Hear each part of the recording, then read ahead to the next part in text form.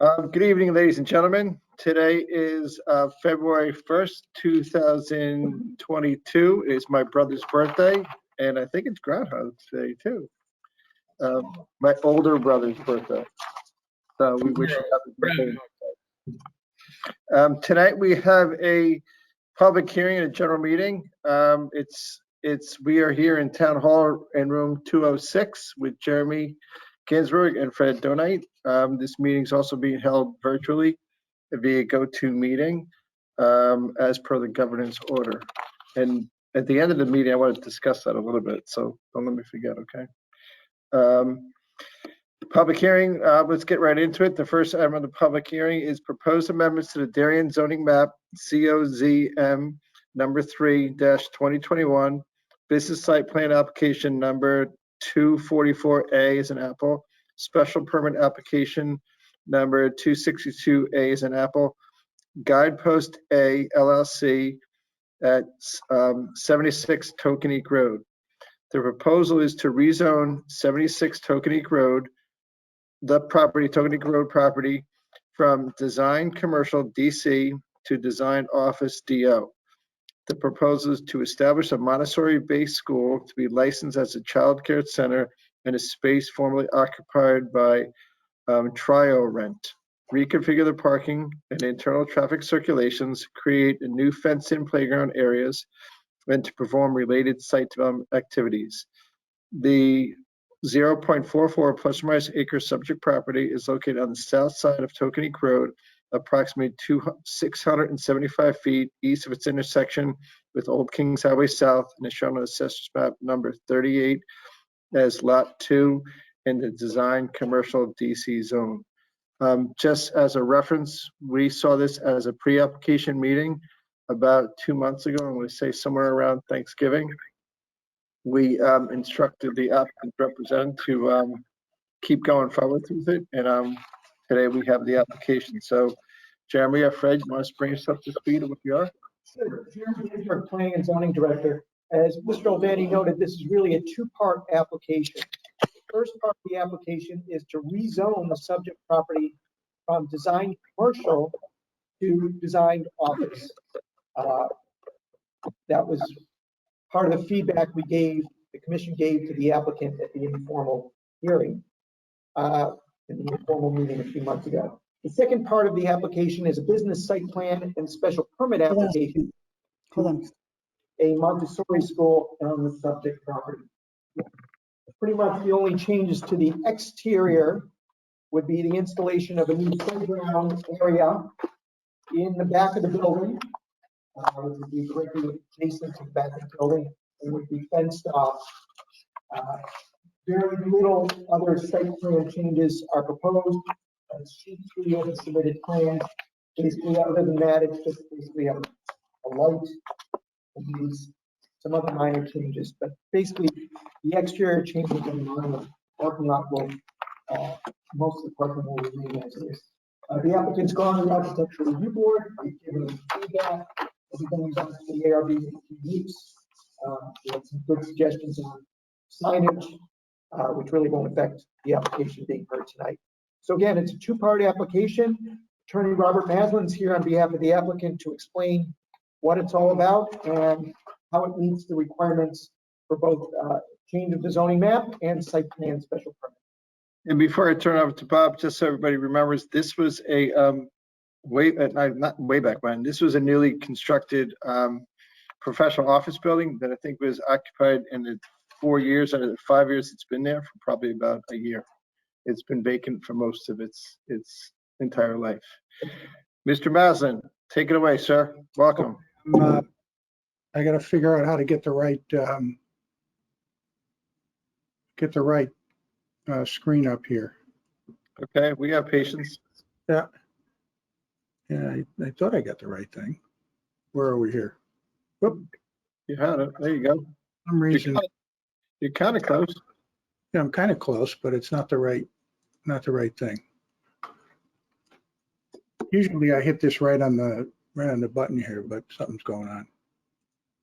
It's probably because Steve, while that's going on,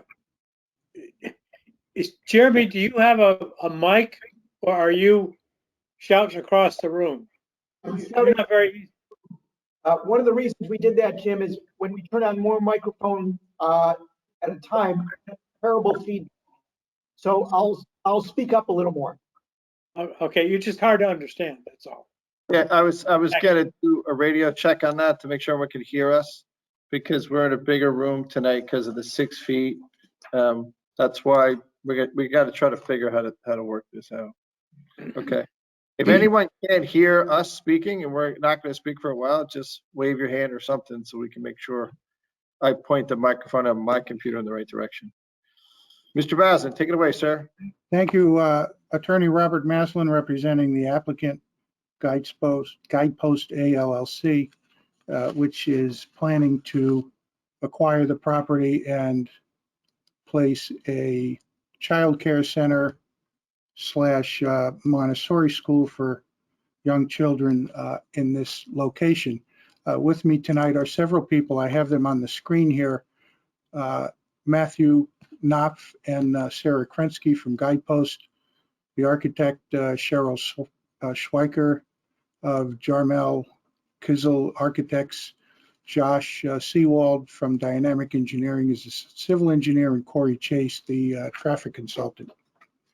What I thought I would do, Mr. Chairman, if it's okay, and as Jeremy mentioned, we have two parts to this, but I'd like to have somebody from Guidepost just give you an overview of what Guidepost and Montessori is, and it'll only take a couple of minutes. And then I'll go through the text, the zoning map amendment, and then we'll go through the existing and proposed conditions. And at the end, we'll talk about traffic, parking, and drop off and pickup. Is that a good way to proceed there, Mr. Chairman? Yes, that sounds like a great plan. We'd love to know what Guideposts and Montessori schools are. And Okay, I think these people are from Chicago. Chicago or California, I've been talking to people in different places.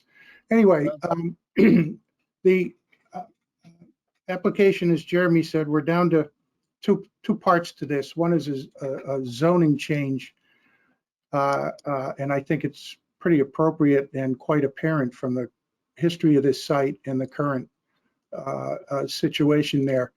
The Montessori school or child care centers are allowed by special permit in the DO zone, design office zone.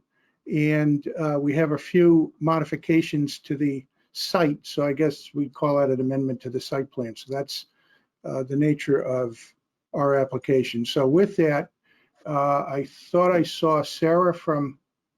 Yes, I'm here. Why don't you tell everyone your name for the record and your position. Sure. My name is Sarah Krinsky. I'm the director of School Open for Guidepost Montessori. Okay, and take it away. I have some slides I'm sure you've seen Perfect. here. Yep, that's good. We'll see right there, and I'll just let you know when we're ready to advance. So Go right ahead. Just a little bit about me. I as the director of School Open, I get to assist with opening our new schools from the time construction finishes up until we are able to open and are operating our schools. And then I hand off to an incredible support team of school success and shared services to support the school ongoing. The mission really of Guidepost is to mainstream and modernize the Montessori movement by providing Montessori education to children all over the world. So basically, we exist to guide, empower, and nurture independence in children. And how we're able to do this is through our Guidepost Montessori schools. And then you can go ahead and advance to the next slide. And again, I won't spend too much time on all these. Oh, Go ahead. it looks like it went back. There you go. Our Guidepost schools allow us to deliver high quality Montessori education to children 6 weeks through 12 years. Every campus has a little bit different age groupings depending on the size of the school and the capacity for that location. But that is what our Guidepost schools do, are for infants through elementary programming. And if you jump to the next slide, I'll give a high level approach to some Montessori key principles. So Montessori education has been around for more than 100 years. It's the oldest and most widely recognized and tested form of early childhood education on the planet.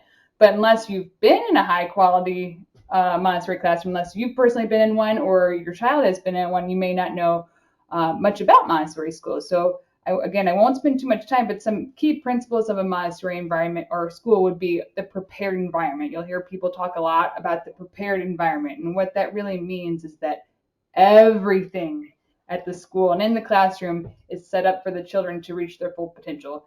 From academic readiness, so the language and the math and sensorial and cultural and practical life advancement, to the development of strong social skills. Everything in the classroom is curated to meet the specific needs of the individual in that classroom.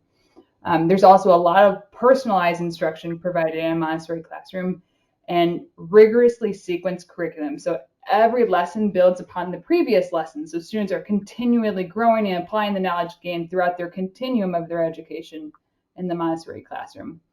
There's a high focus on student outcomes. So we covered the foundational knowledge that you would expect schools to cover and for your children, so math and science and reading and those pieces, but we also focus on concentration and the growth mindset and executive functioning and intrinsic motivation. Most Montessori students leave our schools with this lifelong love of learning. You know, their work is learning at that age, and you'll see that in our students. And then we can jump to the next slide. So Guidepost Montessori is the world's largest provider of Montessori education, and we have a growing global presence with over 90 schools in the US and China, and we have some upcoming projects in other countries across the world, as well as a large online presence that serves our families around the world as well. And if you jump to the next slide, can see that we are also working on building a strong local community presence in Connecticut. We currently have 4 campuses in various stages of development, hoping that we can open them within the next year or so. And then you can just, the next 2 slides really just show, and you can slide through them if you want, just highlight some photos from our Guidepost locations. You know, our schools have lots of natural light, great play spaces in and outside for motor skills development. And like I said, lots of high-end classroom finishes and materials to meet the needs of the students that those classrooms are serving. And I believe I am handing off to another presenter to continue on specifically about this location. That comes back to me. Thank you. Any questions for Sarah before I get back on track with the zoning map amendment? No, I think we're good, Bob. Good. Okay. Thank you. I'll only spend a couple of seconds on this. This is the aerial view from the town's GIS map, and the color shaded areas are the specific zones. This pink is the design commercial zone, which is primarily here Goodwives Shopping Center, which is up here. Then you have the railroad tracks. This parcel is got this blue outline on it, the box. To the left of it is, I'm not sure what it's going to be called now, but it used to be Taste of Italy. Years ago, it was a gas station. These are the only 2 parcels on this side of the railroad tracks that are in the DC zone. And I suppose at one point it made sense because of the fact that there was a gas station there and then it turned into a deli, still compatible with the zone. But about 15 years ago, this building was built for a developer, or a builder rather, who intended to use the first floor as a showroom and then have offices upstairs. And it fit in the zone as it was set up at that time. Since then, by the way, that contractor never moved in. Triorient eventually moved in. It's a trading firm of some sort, but it was never really used as a showroom. It's always been more like an office building. The lighter shaded, really light pink, looks like a bow tie here. That is the design office zone. It used to be the OB zone, but this is the office zone that includes the southeast side of Old Kings Highway South, between Old Kings Highway South, the Turnpike, and Tokenique Road. On the west side of the turnpike, you have these two big office buildings, which used to be occupied by Zotos. Now, what we're asking for is a change in the map so that this larger outlined in red parcel becomes part of the DO zone, and it's really intended to join the existing OB zone on the turnpike side and on the Tokenique Road side, and then cut it off at the railroad tracks, and then have the deli remain in the DC zone. This is a zone change that I think is just appropriate for general purposes, because this is really functioned and has functioned as an office building. In fact, and it's in my application, when this was approved, I believe in 2005 or 2006, there was a comment in the resolution that said with 22 or 25 parking spaces, it could never be used as a retail building. And that obviously remains true today. The DO zone does allow child care centers as a special permit use. Now, quickly on the existing conditions, I'm sure everybody's been by here. This is what the building looks like. We're making no changes to the outside of the building. This photograph that I have up here shows kind of a drive-through thing with a traffic island. I'm not sure what the original purpose of this was for, but this is all being converted to a play area, and the asphalt's going to be removed. And that's really the only substantive change to the site plan. This is the deli next door. This I brought up here, and I have a close-up here. This is the original approved site plan. It's got drainage up here by the driveway. The existing building was built as shown on the plan. We're really talking about pretty much the same layout, except for this area in the back here, which you're going to see in a moment, will be for the playground. Now, next up is the proposed site plan. Josh, I think you can take over here and talk about the site plan briefly, and then the next slide is going to be the floor plans that Cheryl can talk about. So Josh, you want to jump in? Absolutely. Good evening, everybody. This is Josh Seawald from Dynamic Engineering Consultants. We prepared the site plan that you're reviewing right now. Bob did a great job summarizing.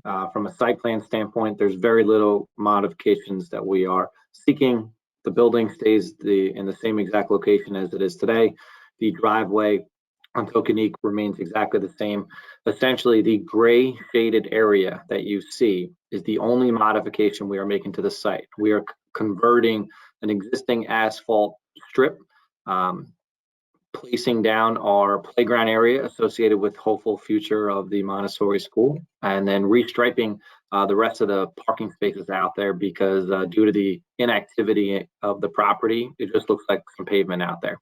So the only area that is changing from a site plan standpoint is converting impervious coverage down to pervious coverage with wood chips and rubberized matting for our playground.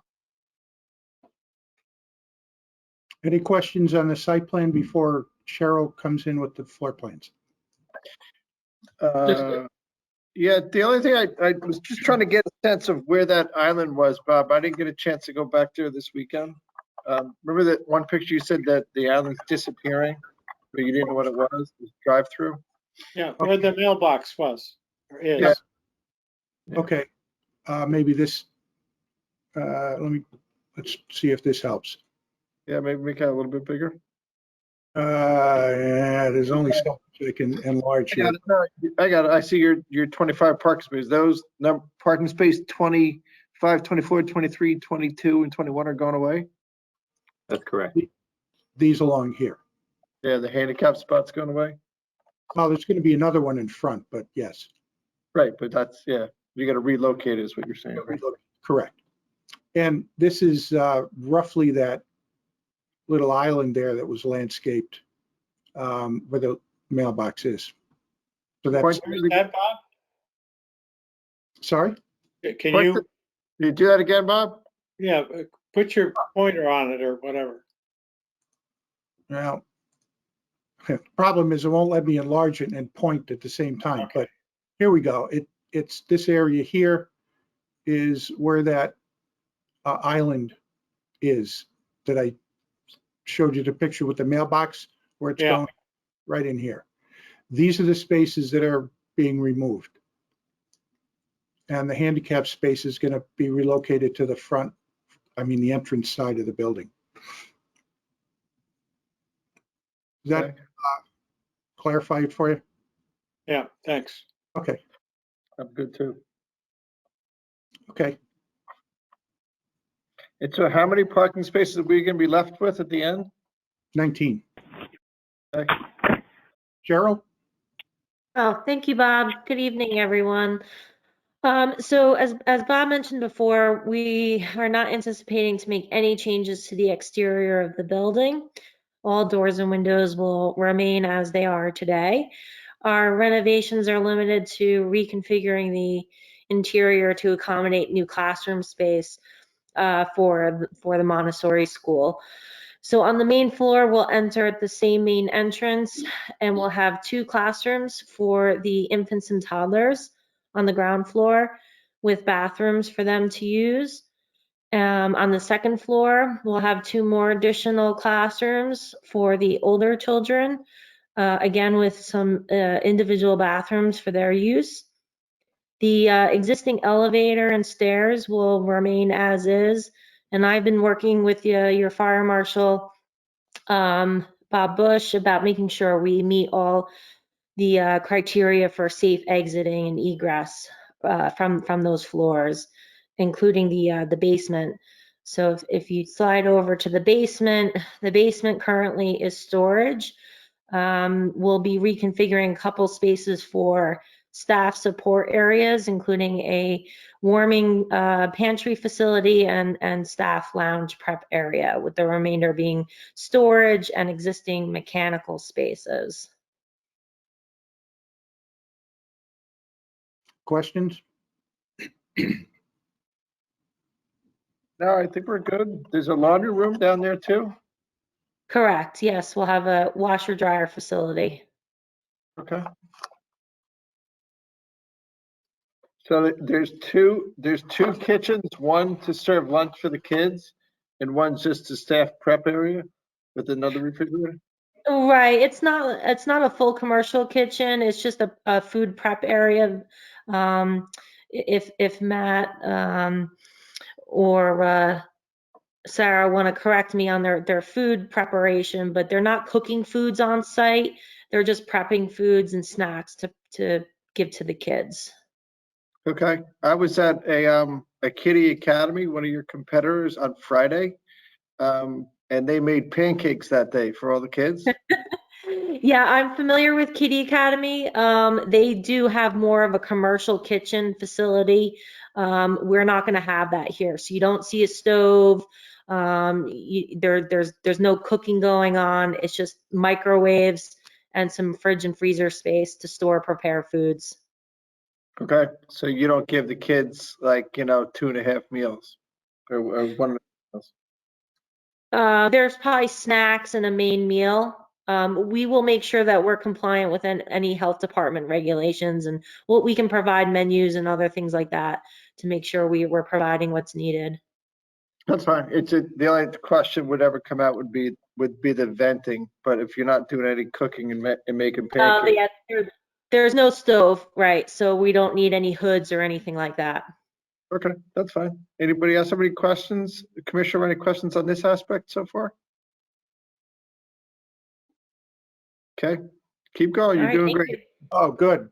Oh, I'm sorry. Did Cheryl, you were finished? No, I'm done. Thank you. Okay.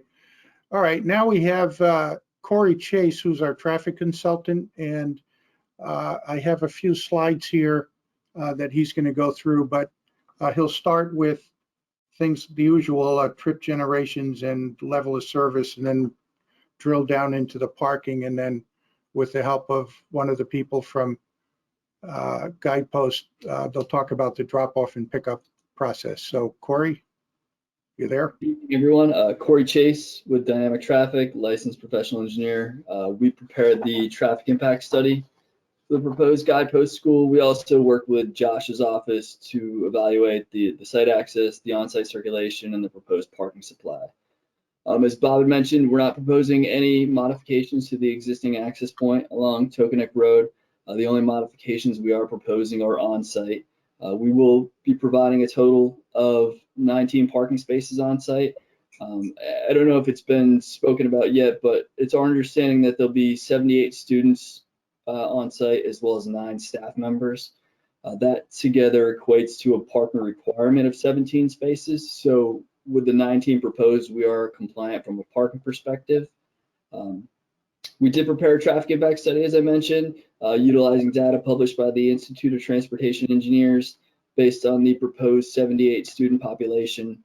It's projected to generate a maximum of 32 trips during the weekday morning peak hour. So that's approximately 1 trip on the adjacent roadway network every 2 minutes during that peak time. We did do traffic counts along Tokanek Road at the adjacent on-ramp to the Connecticut Turnpike. And we did do an analysis of the subject property's driveway upon redevelopment and reoccupancy of the subject property, and found that that driveway would operate at acceptable level of service C or better during the weekday morning and the weekday evening peak periods. So acceptable levels of service upon reoccupation of the site. Again, compliant from a parking perspective. Based on the historical data provided by Guidepost, the drop-off is really spread out over the course of 3 to 3.5 hours. It starts at about 7:30 a.m. and typically goes to 10 a.m. So you don't hit a huge spike in traffic like you would for an elementary school or something of that nature. And the pickup is actually spread out even further. That typically occurs starting at 2:30 p.m. and goes all the way to 6 p.m. So again, you don't see that high influx of volume that you see with an elementary school or a typical school fashion. It's more spread out over the course of many hours.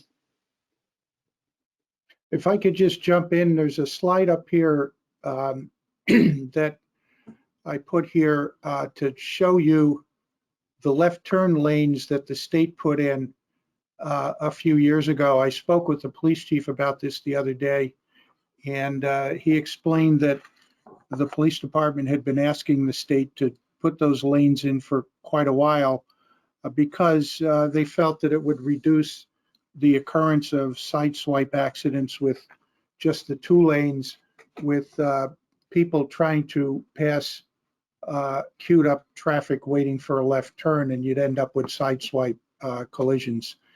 And Chief Anderson said that that's worked out very, very well, and it's brought the accident rate probably down close to 0. And it certainly fixed the side swiping problem. Do you want to go over the more of the technical details here of the site plan, Corey? Or I think you pretty much covered it. Yeah, I'd be happy to hit on any points that the board would like to discuss further. But again, the existing drive aisles are in excess of 24 feet wide, so they're sufficient for 2-way circulation. The only real on-site modifications are going to be, as Mr. Seawald mentioned, the construction of that playground along the northeastern portion of the site. The parking will remain proximate to the front door, and again, those spaces on the northern property line that border the railroad, those will remain as well. So again, from an on-site circulation standpoint, as well as a site access standpoint, we think that the site will function in both a safe and efficient manner upon reoccupation of the site. Okay. So Okay. the curb cut in and out of Tokanek Road is wide enough? Is that the one that you said is 24 feet? The drive aisles are 24 feet wide. As you actually approach the right of way, it widens out. So it is sufficient to accommodate 2-way traffic in and out of the subject property. How wide's the curb cut onto Tokanek Road at the parking when you enter the property? It is Between those two, the 2 things that look like they're what are those things called? Something pads? What do we call those things? Well, it looks like these sidewalk. These are little, I think, ramp things for. Yeah, they're detectable warning surfaces that just denotes that there's a pedestrian crossing there. Right, yeah. It's 24 feet in between those two, the two detectable warning surfaces. 24 feet? Correct. Okay. It actually widens to 42 feet as you hit the curb line of Tokenic Road. You can see there that the driveway is flared. Yep. Got it. So the end of the flare is where meets the travel portion of the road, and that's, what'd you say, 42 feet? Correct. Okay. And it's 24. And there's enough queuing for cars to queue up going in and going out. And the other question is, just correct if I'm wrong, this might be a Montessori question. Is this where you park your car and you carry your 5-year-old or your 5-month-old into the building?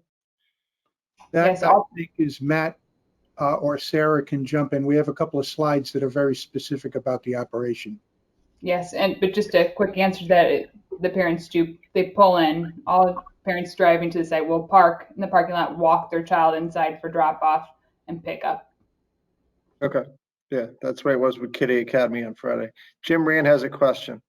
Jim, Yeah, as long as we're talking about parking and picking up and dropping off and so forth, do we have I'll call it a schedule of how many kids arrive We're at getting 9 to that. o'clock and 10, and you understand what I'm trying to say, what the volume in and out is at any particular point in time. That's in the next couple of slides, Okay, thanks. very specifically, as a matter of fact. So anything else before we jump into the specifics? the only thing I want to switch back to I didn't write down, your number of classrooms in the building is 4 classrooms? Is that what's total? Because there's 78 kids in 4 classrooms? Correct. Got it. Okay. Okay, keep going. Matt or Sarah, which? Yeah, I'll take this, Bob. Hi, this is Matt Knopf with Guidepost Montessori. I'm basically the lead project manager on this project and the due diligence and entitlement manager for Higher Ground Guidepost Montessori. Before we get into some of the specifics, you can see here a typical sample school schedule. And one thing that's a little bit different about Montessori, to expand on what Sarah was discussing, is that the curriculum is, based around the individual child, and it's not, while we do say here, morning work period starts at 9 a.m., the curriculum is such that kids can arrive at 9, 9:30, 10, 11, and they pick up, like Sarah said, where they left off the day before. And so what that translates to is a really wide range of drop-off times and pickup times in the afternoon that Corey also mentioned. And so speaking to this schedule, our hours of operation, we say are from 7 to 6 p.m. And, that allows for staff to get there about 7 o'clock and prepare for children to start arriving. Although the work period doesn't start until 9 a.m., we allow parents pre-care in the morning, which is at 7:30 to 9. And then also in the afternoon, we have an extended care after kind of, work and instruction is completed. And that comes at no penalty. It's built into our tuition. And so what that does is it really offers our families flexibility to work within their schedule and pick up and drop off their kids, as convenient for them. If a child is having a bad day, it's not like they have to rush and get, somebody there by 9 o'clock, right? And so that also translates, and maybe Bob, you can go to the next slide. How that translates to is that, not every, child butt needs to be in a seat at 9 a.m. Again, like I was saying, right? They come over an extended period in the time. And so what we've done is we've compiled data over all of our US locations. Again, like Sarah said, it's about 90 schools. And you can see, while we're not hiding it, we do see a peak, between 8 and 9 a.m., and that makes sense because parents are dropping off their kids as they're going to work. And so we see, a peak in the morning. That second peak that you see around noon is we do have half-day dismissals, and some children are dismissed during the noon time period. And then starting 2:30 on till 6 o'clock, which includes our aftercare program, you can really see it's a very consistent, steady pickup period. And as Sarah mentioned, the process that we do employ is exactly that. The parent pulls their car in, parks their car, walks your child in, they're checked into an electronic smart care system, and then they return to their car and they leave. That process happens in reverse for the pickup. And so then you could go to the next slide. And so how this translates to this specific school is we can interpolate that frequency of that graph that you saw and project it over the 78 children that we're expecting to have here. And so in our peak time, as Bob zoomed in here, 8:30, we would expect to have in our peak time, 5 cars. If you can zoom out a little bit, Bob. The key takeaway point number 1 here is at our peak time, we're at approximately 6 children or 5 vehicles, coming into the site. And how that translates to the parking is, again, if we've got 19 spaces, we have 9 staff, that basically leaves 10 open spaces for pickup and drop off. And so in our peak period, we're expecting 5. So it's really 5 spaces that are available for overflow, if you will, or additional vehicles for pickup and drop off. And these numbers don't account for absentee due to sickness or any other reason, or even siblings. We see that in all of our schools, we have about 13% of our enrollment are siblings. So that further, it's not huge, but it is marginal, but it will reduce that, peak timing, the 5 vehicles or whatever, by those percentages. And so that, we feel, based on this site, that we do have, adequate spaces. And as Corey mentioned, the drive aisles are adequate for 2-way circulation. So we really feel comfortable that operationally this is going to work and serve our needs.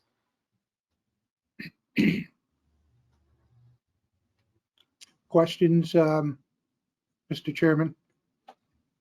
No, I think we're understanding and whatnot. The only thing I just want to make sure that the traffic engineer could comment on for 2 seconds is that it's no secret that there's a exit that off of I-95, exit 12. So if I'm northbound from Stanford to Norwalk, I can get off at 12 and then go to town. But I think most people today, if they work in downtown Darien and they're coming from the south to the north, they get off at exit 11. So, my point is that if I live in Greenwich, I'm going to work in the new Corbin district. If I'm going to get off at 11, but if I have a kid, I'll get off at 12, drop off my kid, and then go to work. Would the traffic engineer agree with that sentiment at all? And I'm guessing about the Corbin district, which is about 200,000 square feet that's being built across the street. Yeah, I would agree with that, certainly. And I think that, certainly one of the benefits to this location is the convenience and where it is located. And, it is really located in convenient proximity to both exit 11 and exit 12. So as Bob mentioned, that's certainly a factor in choosing a facility like this, is convenience to where the parent ultimately works. Right, because you want to have it between their house and where they work, right? Correct. Okay. Good. Any commissioners have any questions with regards to this? We're talking traffic and pickup and drop off and peak times and not peak times. I have some questions. One, can you make a left turn out of the parking lot? Because there's a left turn striped lane to go in, but to get out of it seems like you'll have to cross that. So if cars are queuing there and there's an exit ramp, can you realistically make a left turn right there? It's going to be a real tough left turn, right? You mean, I would wait, disagree with right that statement. You can certainly Yeah. make it out of that driveway. There's nothing precluding you from making a left turn out of that driveway. But you'd have to cross the median lane of traffic and you'd have to interfere with the people on the stop sign for the off ramp as well in that one little zone. if I can just, this is You're one of those exit and entrances where it only goes one way. There is no southbound exit from 95. So there's no conflict with respect to the, I guess, west side of the highway. Right. So if you're coming out here, you have this left turn lane that will be occupied up to the driveway entrance. So if you come out, this is not a traffic lane here. So you're really talking 2 lanes of traffic with an area for queued up left turns. On this But side, people coming off the exit ramp are also traversing that same thing, making a left turn, right? They're not. They're on the other side. They're on No. the other side. there's no end. There's Oh, no that's the on ramp. That's not the off ramp, right? the on Correct. ramp. Oh, okay, gotcha. So people aren't coming off that ramp. No, no, oh no, I hope not. The off ramp's on the other side of I-95, Got it. like 100 yards away. Down Bingo. right about here. Yep. So then my only other question is that how many parking spots are available? 28? 19. 19? 19. So less than 9 people working there, there's 11 parking spots? Correct. So in your study of the number of kids coming, which was rounded down to 67, at any given 10-minute interval, you have more than 9 people coming, right? So where are the other people going to park? No, that's not correct. Based on the numbers provided, it showed a maximum of 5 drop-offs during that any one interval. Can you go back to the numbered slide? That was the one that Mr. Knopf presented, the graphic chart. That one. Yeah. Zoom in right there. Right, we're talking really probably 15 or. So from 8:25 to 8:30, you've got 1 extra person coming for no one to park. Assuming you can get in and out in 5 minutes, which is probably unrealistic, right? No, I wouldn't characterize it as that. And actually, if Matt wants to jump in, typically their drop-off times are between 2 and 3 minutes. So, it's assuming that those 5 kids are getting dropped off in that 5-minute interval. And even with that assumption, you're only accounting for 14 spaces on site, which still gives you a buffer or an overflow of additional spaces.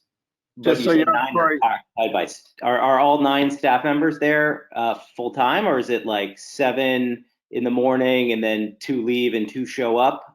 Like, how does the number of staff work? Typically, yes. We have to plan for the worst case scenario. There will be some overlap of staff when not, all staff is there. And sometimes there's, again, at the half day dismissal, some of the staff. But in the mornings, are all 9 there for the start of the school, or only some of them? I think they're generally all there. Sarah, maybe you can speak to that. Not all of them are there at that time necessarily, because there's people who work for early care and one admin would open and different. So how many are there in the morning? Yeah, let me try to rephrase the question a little bit and see if we can just pull it down. As a starter, Adam's got 2 kids in daycare right now, and he could tell you how long it takes him to drop off his kids and get back in his car. It's definitely not 3 minutes. If it's not 3 minutes, it's not 3 minutes. But the way it works is you have 19 parking spaces and you have 9 staff.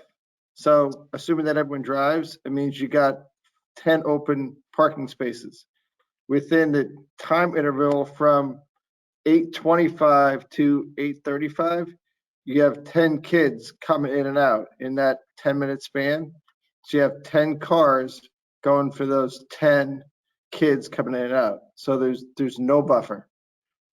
So we just got to make sure that there is a buffer. When I went to the Kiddie Academy on Friday, I think they had like 7 or 8 parking spaces in their lot because I counted them. And that school, I think, was over 100 kids, and they had like 8 classrooms. And I was there at 8 o'clock in the morning and watched them in and out. But you could just address that in that context to Commissioner Adams' question. That'd be fantastic because he has firsthand knowledge of how long it takes him to drop off his 2 kids at daycare. Yeah, I mean, the data that you're seeing there is right. We're right at the 10, but that doesn't account, again, for siblings. It doesn't account for if a child is sick on a day or something like that. Wait, It doesn't, and it also. Excuse me, Matt. It certainly accounts for siblings because you have 78 kids attending, but if you add up all your numbers, you only get to 67, and you said there's about 13% of parents have siblings in there, so these numbers certainly account for siblings. Okay, so even if that's the case, then the 5, if we've got 10 people coming in a 10-minute period, there's going to be cars that are leaving, right, to allow the space for other people to be coming in. It's the way, it's what we've experienced over our other locations. And I won't sugarcoat it and say that, we've got a surplus of parking here. We do not. It's tight, it's close, but we feel, based on our operations and based on the data here that, and, like we said, if there's not all 9 staff there in the morning, we feel that, operationally it is within, our parameters. And believe me, if parents don't have a place to park, whether it's due to, this or whatever, they're not gonna want to have their children enrolled here. So it's important for us to know that this is gonna work before we even, consider opening a school. And so again, we've looked at this very closely at our level, at director level, CEO level, and have analyzed this. And we do feel that operationally we can make this parking work. Okay, Kara, go ahead. Thank you for that. I'm glad, from your operational standpoint, this looks sufficient to you. But I think what's important for us is that it meets our regulations and what we expect as a town. And so you spoke about your other locations. If you could provide us documentation of what your parking looks like and how much parking you have at similar, like at sites that have similar enrollment and that have parking this tight, and how you manage that traffic flow and ensure that it doesn't back up onto the street. I don't know if you're aware because you're not from the area, but the street that you're on is a state road, a major interstate highway, has an exit onto that road. I myself witnessed a terrible, two or three terrible car accidents, but one recently. And so I think it's going to be really important if you can show us data, given the tightness of this, that you have sufficient, both from an operational standpoint and from your other sites, plans in place to manage this tightness, especially at 8:30 in the morning when there will be traffic, buses, tractor trailers getting off 95 at your exact location, where your overflow of cars are going to go. Are they going to go into the neighbor deli? Are they going to go into someone else's parking lot? There's an office building. Are they going to park there and walk over? So I think you need to show us, or it would be helpful, you don't need to do it, to see on your other locations that have enrollment similar to this, with parking, with staff that's similar, if you have parking like this, what your sort of contingency or operational plans are to manage it. Yeah, so Hold on one second. I'm going to let Jeremy chime in real quick with regards to our regulations and how it complies or doesn't comply. And then we might ask for exactly what Kara's asking for, just so we can put in the file of other similar size 78 kids schools and how many parking spaces you have there. Jeremy, go ahead, please. Jeremy Ginsburg, Planning and Zoning Director. What the applicant referred to is section 904S of the Darien zoning regulations, parking standard for child care center. The standard is 1 space for every on-site worker, plus 1 space per 10 enrollees, plus adequate drop-off and pickup areas as determined by the Planning and Zoning Commission. The Planning and Zoning Commission may modify these requirements in a transit-oriented location, office park, or other setting where the applicant demonstrates that adequate parking will be available for all on-site workers and visitors. So in this case, if they have 9 workers, they need 1 space for each worker, plus 1 space per 10 enrollees. If there's 78 enrollees, they would round up to 8. So That's going to be 17. So that would be 17 plus adequate drop-off and pickup areas. So I think the commission's got to determine if they want additional information, we'll continue the hearing till next week, which would allow the applicant to present that information. Okay. Mr. Knopf, you want to add to that? I mean, obviously, it's exactly what the traffic engineer said, that according to our regs, you're required to have 17 spaces, you have 19. So that piece is done. The wild card is in our regs where it says adequate space for, what was it, wording? Pick up and drop off? Adequate drop-off and pickup areas as determined by the Planning and Zoning Commission. Yeah, that's where our discretion comes involved. Okay.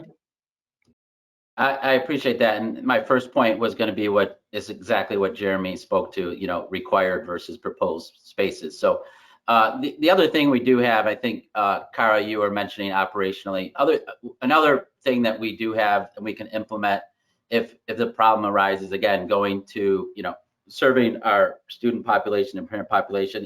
So we have something that's called a valet, system. We call it valet, but it's where a staff member comes out and assists the child out of the car and walks them into the facility. And usually there's 1 or 2 staff. One will be working, at the car specifically, unloading the child, hands that child off to another staff member who brings them in, checks them in, and does all of that. That information would be really helpful. What's that? That would be really helpful. Like, at other, daycares or childcare centers in town, we have spent a lot of time. I can think of the Darien Nature Center as one example, sort of having them explain to us when parking, and they, where parking is potentially an issue, or where it's the pickup and drop off location may be a concern or something that we want to look at from a safety perspective.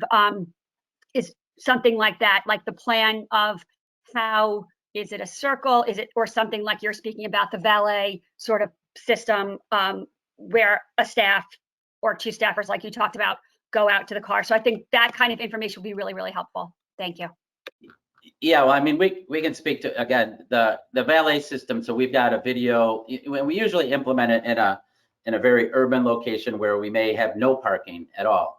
And so the video demonstrates that a child can be, we can reduce our dwell time down to under a minute. The video actually shows 40 seconds, but we typically say under a minute. And so there wouldn't be in this location a formal pickup or drop off lane. I'm sure the staff, they would operationally figure it out. But in my mind, just speaking to this, we would still utilize the parking spaces. It would just be that the dwell time would be drastically reduced. And so there wouldn't be, X amount of cars in a certain, time period. So there'd, be, again, sufficient parking spaces to accommodate the valet service. Sorry, Matt, one quick question. Of the 19 spaces, one of the spaces right out front of the main door is going to be a handicap spot, correct? Yeah, if you can zoom back to the site plan, Bob, I believe that's correct. That's the designated one, like right out where it basically is right now, same handicap spot. Yes, there's a handicap spot out front. Yeah. I mean, we could relocate that to the end by the playground area. If that realistically, that handicap spot for a functional purpose is going to turn your parking spots down 1 less to 9 instead of 10 in a regular morning. So maybe you might want to think about not having that right out in front. Yeah, we can certainly relocate that. We would look to Josh and his crew to, suggest the best location for it.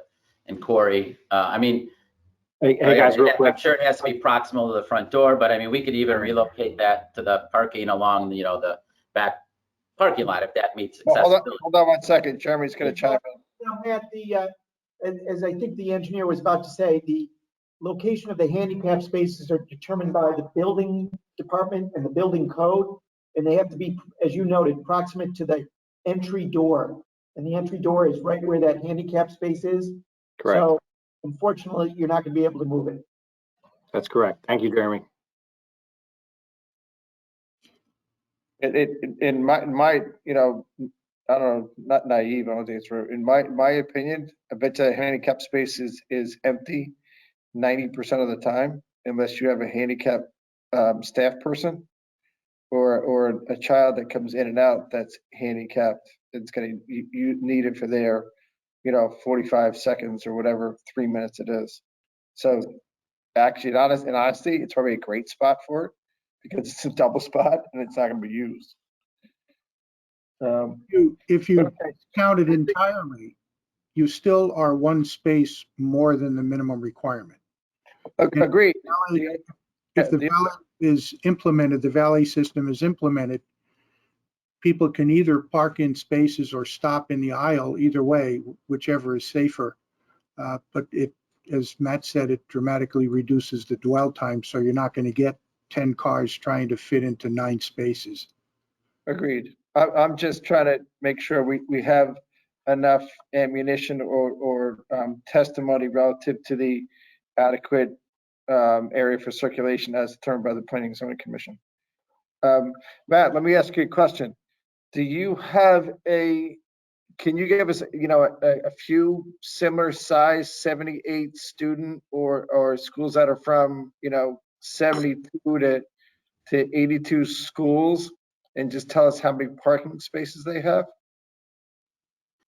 Yeah, I certainly don't have that data ready, but Yeah. we can do If it, we extend the hearing for a week, that just shows that you have, a school that's in Lake Forest that's got, it's licensed for 78 kids, and you have 18 parking spaces and it works. That's where kind of, I think Kara was asking for some of that data. If you have an 84 student school and there's 20 spaces, the ratios end up being the same. That's understood. if you have that data for, a couple, 3 or something like that we can point to and stick it in the file and it works, that's great. Is that what you're after, Kara? Did I say that right?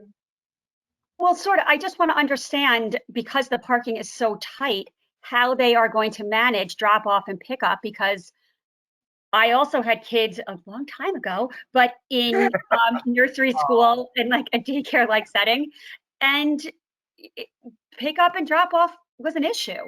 And so, and parking lots and spaces considerably larger than this. So I think given the location, that it's a state road that is heavily, traveled on, it's only 2 lanes, one in either direction. There's not a large shoulder, and the 95 exits onto the road, that if traffic is backing up from their lot onto the street, it's gonna be an issue, especially with small children. And so I think having a better understanding besides a video on pick up and drop off and how they're going to manage that, even if they have the requisite number of spots, I think is important to understand from a safety perspective, especially that this is a daycare that's going to have young babies up to school-age children. I just think we need to understand that. Okay, at this point, Jeremy's got a letter or an email from the chief. The chief, please. Right, for the record, we referred this application out to various town departments. The health department sent in comment January 4th, 2022. A permit is needed from this department. Fire marshal sent in comments, and as the architect noted earlier, they're working with the fire marshal and addressing some of the interior changes. Bob Maslin's pulled up on the screen before you, Chief Don Anderson's comments. Applicant must adhere to the statement on page 4 of the application that the proposed parking lot area is designed to preclude any necessity for backing out or queuing onto Tokenique Road. That was the queuing onto Tokenique Road is exactly what I'm talking about. All right, Yep, go ahead. Keep going, Jeremy. Can so you- that was his comment. I spoke to him afterwards and he said that should be called self-explanatory. So that's what was submitted from the other departments, Health, Fire, and the Chief of Police.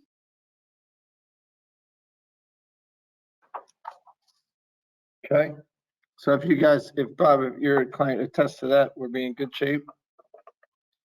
The only other thing I wanted to ask, which would kind of sort of be a safety net relief valve.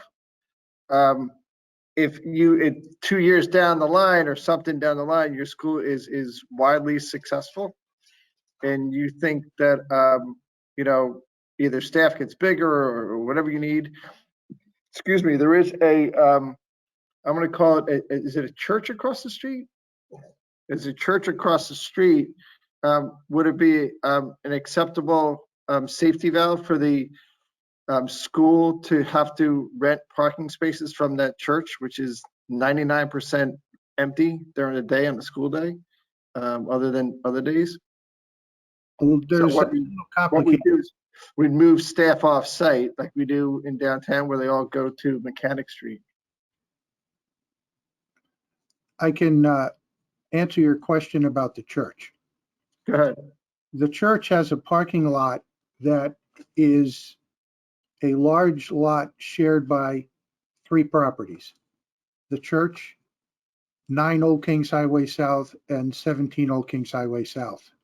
Yep. The very detailed shared parking agreement, and to lease parking spaces would necessitate discussions with 3 different property owners, probably a review by the commission, because those 3 sites are approved by the commission based in part on the shared parking agreement that's in place. It's a bit complicated. Maybe an easier way to address this might be to get parking passes either at the railroad parking along Tokenique Road or in the Center Street lot, to the extent that full-time 8-hour-a-day space passes are available. Okay. And that would be another way to help deal with this. Yeah, I want to make sure that we have some kind of relief valve. I just want to make one point, though. We're really talking about the peak time, which is maybe a half hour, 45 minutes, maybe an hour in the morning. And as this school gets up and running, it's not going to start with 78 students right off the bat. It starts with 50 and change until it gets its Montessori certification, which is going to take some time. So there will be a drop-off process that everybody's going to be used to. And when and as the population or the enrollment increases, it'll be much easier to manage than it would be like a Shake Shack where you open up and you have hundreds of people coming at the same day. Right. That's why I caveated my statement at the beginning where I said 2 years down the road. Right, right. I'm more worried about 2 years down the road versus, the first day opening. So it's the direct opposite of Shake Shack. Yeah, I got it. But the benefit of it is you get a system, it gets down to a routine for everybody involved. And unlike Shake Shack where nobody really knew what was going to happen. Right. I just want you guys to be amenable and accept that relief valve. If it's ever needed down the road, you might have to come back to the commission, but I mean, at the end of the day, I think it's a great idea to have school here. Obviously you guys are a national Montessori thing. You know what you're doing. You've done this before. I've been in other ones, like I said on Friday, but there's only 8 parking spaces for, something like 100 kids. And I stood there and watched the lady bring in 2 kids and the person at the door do the scan in and sign in and all that stuff. And, those people get it to work. The only difference is that that school within an office building is not on Route 36 at the bottom of an exit ramp in a commuter corridor. That's the difference. But the police chief signed off on it with that caveat. Traffic engineer approved it. But if we can get a little bit more data, that would be great. Any other commissioners have any other questions on this one? Two quick things, if I may. Of course, George. Thank you. First, I wonder if parking is currently allowed on Tokenique Road directly in front of that building, and whether or not that should be precluded so that parents who see some crowd in the parking area don't stop right in front of the building and walk in from there. I think the answer is no. It's what? It's not allowed? It's not allowed, and the chief of police specifically said you can't queue on Tokenique Road. Well, I'm not sure it'd be a queue if you parked. Correct. There's a no parking sign along the front. It just says no parking anytime. Okay, good. That answers that. And just I will just add, George, the deli next door to it, which has more than or had more than 9 spots, you would often see people parked on Tokenique Road going through there. that's true. And next door to, but maybe people will park in the deli, whatever it's going to be, to walk over. We'll see. One historical question, if I could. Bob, I bet you're the historian who would know the answer to this. Why is it that Montessori schools have the waiver of the student teacher ratios, and that will permit you to have 78 students instead of the 56? I'm not aware of that. There's a statute that says specifically that Montessori, once it's certified, I think it has its own set of rules, and I believe that it's probably the result of a decision made years and years ago, and Montessori was pretty much the only game in town, and they went to the state and convinced this state and perhaps others that they have such a well-designed program that they don't need to adhere to the stricter student teacher ratios, and because of the way their program functions. That's just my guess on this, George. It is unique that it mentions Montessori specifically, but that would have to be the reason. It's just the quality and the way. And I assume for our purposes, we're interested in space utilization, and it looks like an open space area. Maybe that's part of the character. Maybe Matt Knopf, do you know anything about Connecticut that way, or I'm going too deep? I can jump in and guess here. That's probably based on Montessori has mixed age classrooms, which then allow for wider ranges of age groupings. And then so that it allows older students to become leaders in the classrooms and younger students to look up to the older students in the classrooms. That would be my guess, but I'm not sure about the history of Connecticut. So that less space would be required? Is that the idea? Or the same? Our space guidelines that we have as a company usually are better than what the state requires. Most, I would say, across the board. I don't think I've seen a state that has better requirements. It's the ratios, I think, is the ratio of staff to students. Okay, that's all. That's fine. Just curious about that. Thank you. It might be like the old one-room schoolhouse. And he goes back that far. But there's 20 kids. Now you're dating yourself. Adam, are all your questions answered? I mean, I've got another non-traffic related question about the interior of the school as well. Go ahead, sir. So it looked like you guys have you've got 4 classrooms and 19 and a half kids per class. So is that all ages? Because you mentioned infant to up to pre-K, which is a big birth of kids in terms of age distribution. Is that what you're intending in this school, or is it like 3 to pre-K 5, or is it like 1 year sub 1 year more daycare, less Montessori? I feel like the Montessoris usually start at like 1 I 18 can jump months? right into that. So I'm not sure what the minimum. 2 years old? I'm not sure what the minimum age is in Connecticut, but some of our, and we would follow whatever the state requires as far as minimum ages. But usually the youngest group could be as young as 6 weeks, depending on the state or what's allowed in that community. And then you go up to the toddler level at 18 months to 3 years. And then the biggest age grouping that you see is for the preschool age is the 3 to 6 year olds or 3 to 5 year olds, depending on what's required in the state.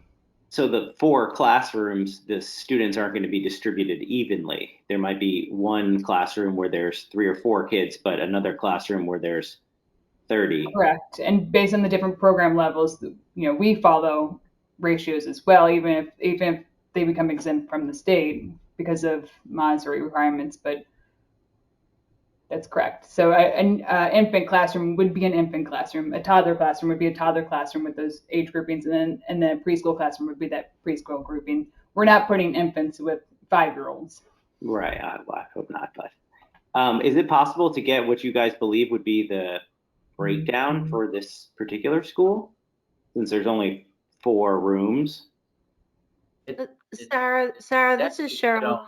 On the plan. Yeah, I believe it's shown on the plans. Yeah. The rooms are labeled with the quantities and age groupings. Yeah, so the classroom, it's kind of hard to read here, but the classroom on the left there is a Nido young toddler, which has. What you're asking for ages of the breakdown, or you just square footage? Because I saw it on the plans too. I think you're looking for the class size and the age group, right? For how many kids are in each classroom, and each classroom has a specific age group. No, it doesn't have a specific age group, Bob. They said they blend the ages. Yeah, you just have 8 and the 2 20s, and that's only for the initial before the certification, and it goes up to the full 78 kids, right? So what do you envision like a year, 2 years down the road for all 78 kids? Yeah, this is designed for 56. It says 2028-8. That's 56.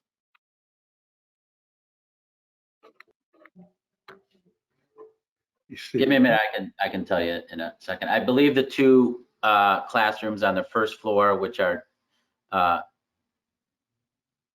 Nido program, which is the youngest child infant program, typically goes away as we move towards steady state. And so our projections, I believe, are both the first floor classrooms will be toddler, and those are at 14, I believe, students. And then the child house, I believe, goes to 28. That's 84, so it's not exactly that. The upstairs might go to 24 per. Say that again. What goes to 14? So the first floor, I can confirm, but the first floor classrooms for the toddler would go to 14 each. Okay. And then the second floor, which is the child's house, is what we call child's house, which are the older children. They probably go to between, I don't know what they're at now. I can't read that. 20 and 20 on the plan. There's 20 and 20 on the upstairs. 8 on the first floor, and that's so 24 and 24 on the second floor, 14 and 14 on the first floor is 76. Okay, we're 78 is what you're saying. Oh, did we say then it might be 25? I can't do that math that quick in my head, but it's pretty close. 14, 14, 25, and 25. Yeah, 76 is 25 and 25. We'll get you those numbers too. Yeah, I mean, just along the same lines, and it sounds like we're gonna adjourn, extend the seating to next week. But along those same lines, when I was in his daycare on Friday, the kids that are walking in were little fidgets. These kids were, I don't even know if they were toddlers. They were 6 weeks. So both the rooms on the ground floor say toddler. To me, a toddler is like a 2-year-old? You know, so you're putting 2-year-olds in the same classroom with 6-month-olds or 6-week-olds? You know, if you can address a question like that to make, that's where the blend goes. I mean, I don't know how it goes, but you know, that's something we're just trying to make sure we're correct. Get that breakdown. This, That'd be this- great. this floor plan is for the Connecticut state licensing generally. It's not, doesn't have the numbers for the Montessori, and we'll get you those. Okay. Commissioners, I want to open this up to the general public since some people might be here.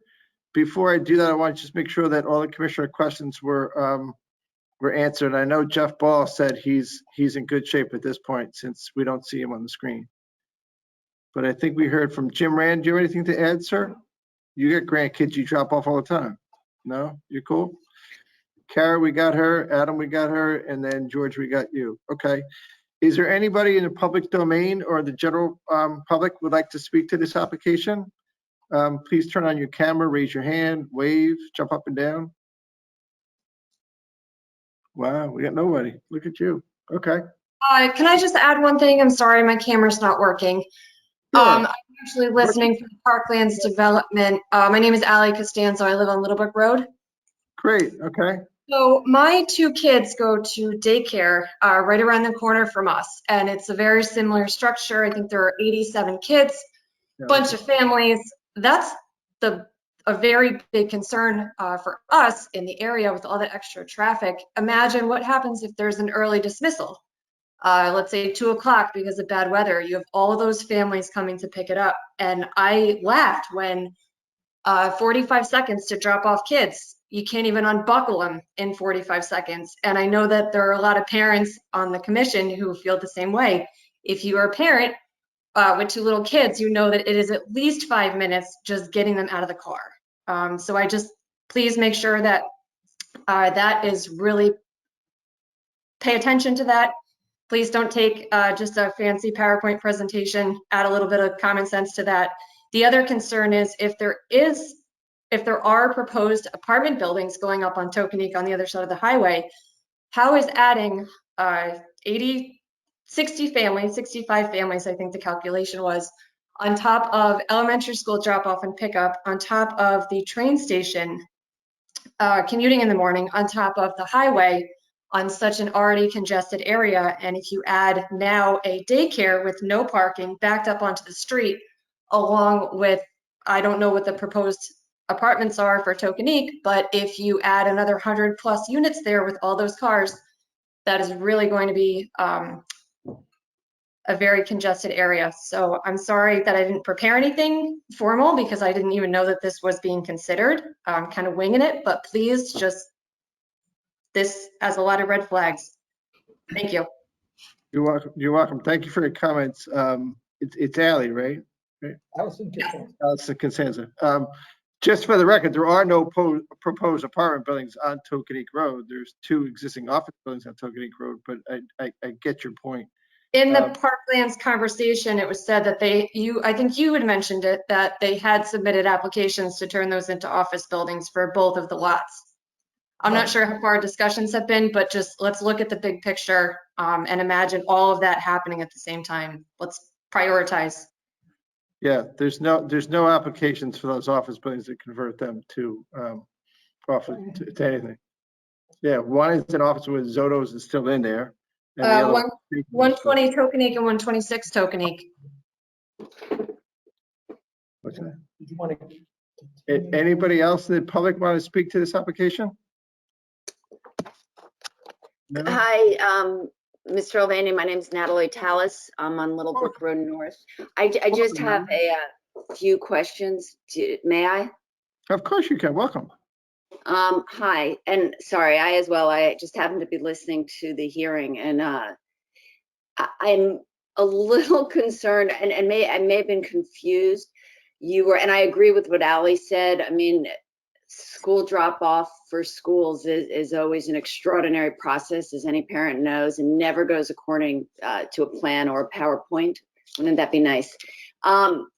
This is a very busy intersection, as you know, and I'm a bit confused about the exact property, morning traffic, parking by the train station. I mean, I think that raising the idea for anyone not on this call this morning, which is most of the town, of giving up valuable train spots. Right now we're in COVID, so a lot of us are at home, won't even be a real option. I mean, you know how protective the town is about those. And having any kind of situation where there isn't a safe, separate parking spot for parents and kids because of doctor's appointments, late drop-off, early dismissal, emergencies, parents running late, seems kind of unrealistic. So I would ask that that be carefully looked at. And I think what Ally was talking about was the precedent set by the overlay zone. If Parklands goes through, I think the overlay zone is already approved, that potentially a lot of these office buildings will be able to submit applications to become multifamily dwellings. And that would be down the road. But now that we've okayed the overlay zone for Parklands, I'm not sure that if a new developer came in and wanted to do the same with those nearby tokenique office buildings, that there would be much of an argument to say no. But I'll look into this deeper. Obviously, it'd be great to have more nursery schools, and I love the Montessori system. So that's it for this evening. Thank you. Great, thank you for your comments. Would anybody else like to speak to this application? Seeing none, okay. Looks like we're going to extend this for another week. Jeremy, what do we got? That would be continued to Tuesday, February 8th, 2022 at 7:30 p.m. It'll be via GoToMeeting, and the information will be posted on the town website on Thursday afternoon, February 8th. So hearings continued to Tuesday, February 8th, 2022. So Bob, can you just circle back with Jeremy to make sure all the deliverables that we're kind of requesting are taken care of for that meeting? Yeah, if I could just run through for a couple of seconds, you're looking for data on similarly sized locations that Guidepost already has and how they manage their parking during peak times. Right, and the number of parking spaces. If they've got a school that's 78 kids in Wilmette, Illinois, where my nephew went, and they have 17 parking spaces, then we're dead on the same. Yep, we'll see what we can get for you. And then you're also looking for a breakdown on the classroom counts and how that works. Yeah, I guess I think Adam was the one that picked it up. If you look on the site plans, which is part of the application, you only add up to 56 kids. Oh, right, and that's teed up for the state licensing and not the Montessori certification yet. Agreed, because I understand. We'll get you that. Because if it ends up being 56 kids, then the whole parking issue changes, that the required not is not 56, it's a lot less. Right. Yeah. Right. And how you mix, and maybe this is just me, how you mix the 6 weeks old inside the same classroom with a toddler, so to speak, which I think is 3 years old or 4 years old. How old's a toddler these days? I don't know. I don't have any. I forgot mine are in their Toddlers 30s. too? All right. That's not so bad. A 6 week and a 2-year-old is not bad, but a 6 week and a 4-year-old, that's rougher, isn't it? You better watch out. 2-year-olds can talk. They can body slam. They're crazy. When I was a kid, Mary had 50 kids in the class and no assistants, and it worked out fine. So, yeah, I had 3 toddlers all at the same time back 20 years ago. Anyway, all right, February 8th. All right, thank you. Thanks, everybody. Okay, the next item on the agenda is amendment of special permit for St. Thomas More. I'm going to recuse myself on this one and step out of the room. But just so you know, Karen, before you speak for 2 seconds, we are going to adjust the agenda of the general meeting to put Parklands last. So you don't have to leave and come back. Oh, okay. So if you could take over for me, George Riley, I'm going to sign off. Sure, okay. So number 1 item on the general meeting. George, hold on. I'm also going to recuse, George, stop. I'm also going to recuse myself. Similar reasons. I'm a parishioner and for the appearance of impropriety or some sort of conflict. Like Steve, I'll be recusing myself from this application. Okay, don't go far. We'll see you in a while. We're on the, oh, no, you're also out on Parkland. Sorry. Right. Okay. All right. As to the general meeting, number 1 is an amendment of special permit number 85F, site plan number 297, St. Thomas More Roman Catholic Church, 374 Middlesex Road, a proposal for columbarium to be located adjacent to the south wall of the education building. Who's up, Mr. Ginsburg or Mr. Donai? Jeremy Ginsburg, Planning and Zoning Director. You have in your packets a memo from Robert F. Maslin Jr. dated January 11, 2022. It describes the proposed columbarium. And you can see on the little site plan that was submitted, the details of where on the subject property they propose to construct, and some of the decorative landscaping, rocks, etc. Bob's memo gives the details of how many sites, how many plots, underground versus above ground. Bob's here to answer any questions you may have about the construction, the process, whatever you may have. The regulations were changed a few years ago relative to this use. It is an accessory use by special permit in this zone. You may know that churches are special permit uses in residential zones under section 404C of the regulations. Their principal uses requiring a special permit. Columbarium were recently added to the regulations under accessory uses requiring a special permit. Columbarium located on church grounds. So this would be on the grounds of St. Thomas More Roman Catholic Church. I don't know if you have any questions for Bob or any issues or concerns. Bob's here if you need him. If I may, Bob, just your first map, which was the 2018 Seymour map. Can you just locate us, because it's hard to see where the entrance is to the church as opposed to the residence, so-called, which I guess is the parish house, right? Can you orient us around that? Yeah. Oh, wait a minute. I'm not even sure if I'm on. I'm on, I guess, right? Okay. I have screen. Let's try this. Okay. Yeah. You see that? Yeah. Okay. The map really focuses on the southern portion of the site. Middlesex Road runs along the left here.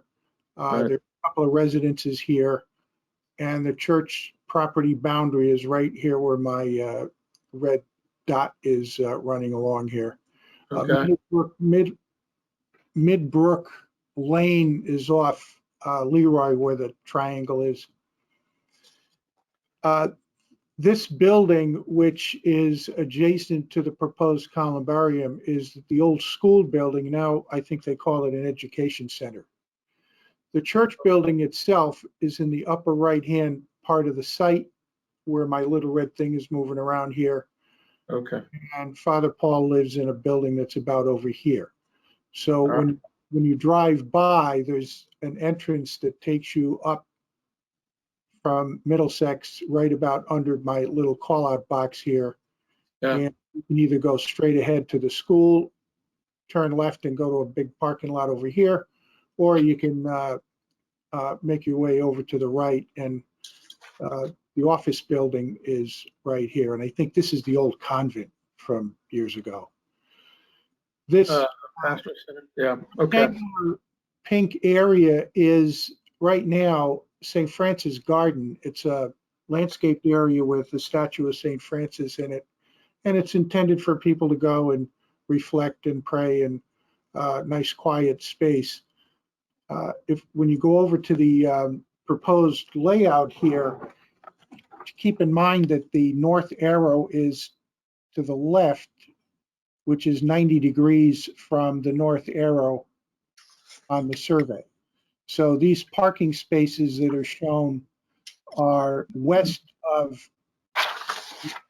Columbarium area, and that is where my red dot is moving here. And there's an existing parking lot there. You can see the edge of the school building over here on the left side of this plan. So that's the location. Good, okay, that's, Boundary, yeah, the boundary, I might as well just run through the rest so you know. Go ahead.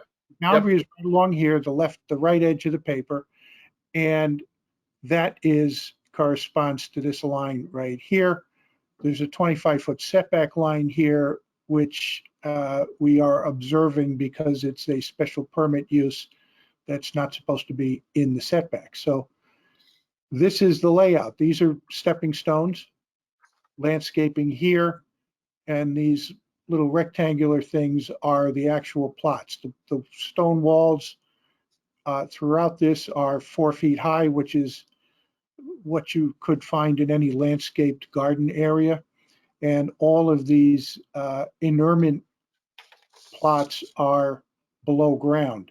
So unlike what the term columbarium suggests, there's no building involved here. These are all underground burial plots for ashes of cremated folks.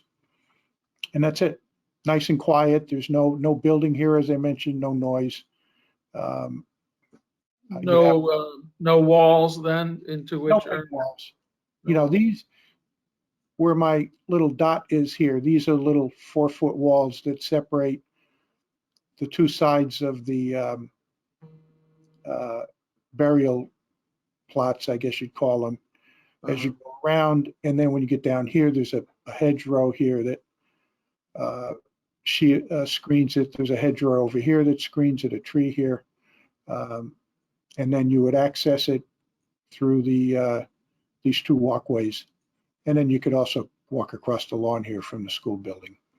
And that's it. There's a statue of St. Francis in here where it is today.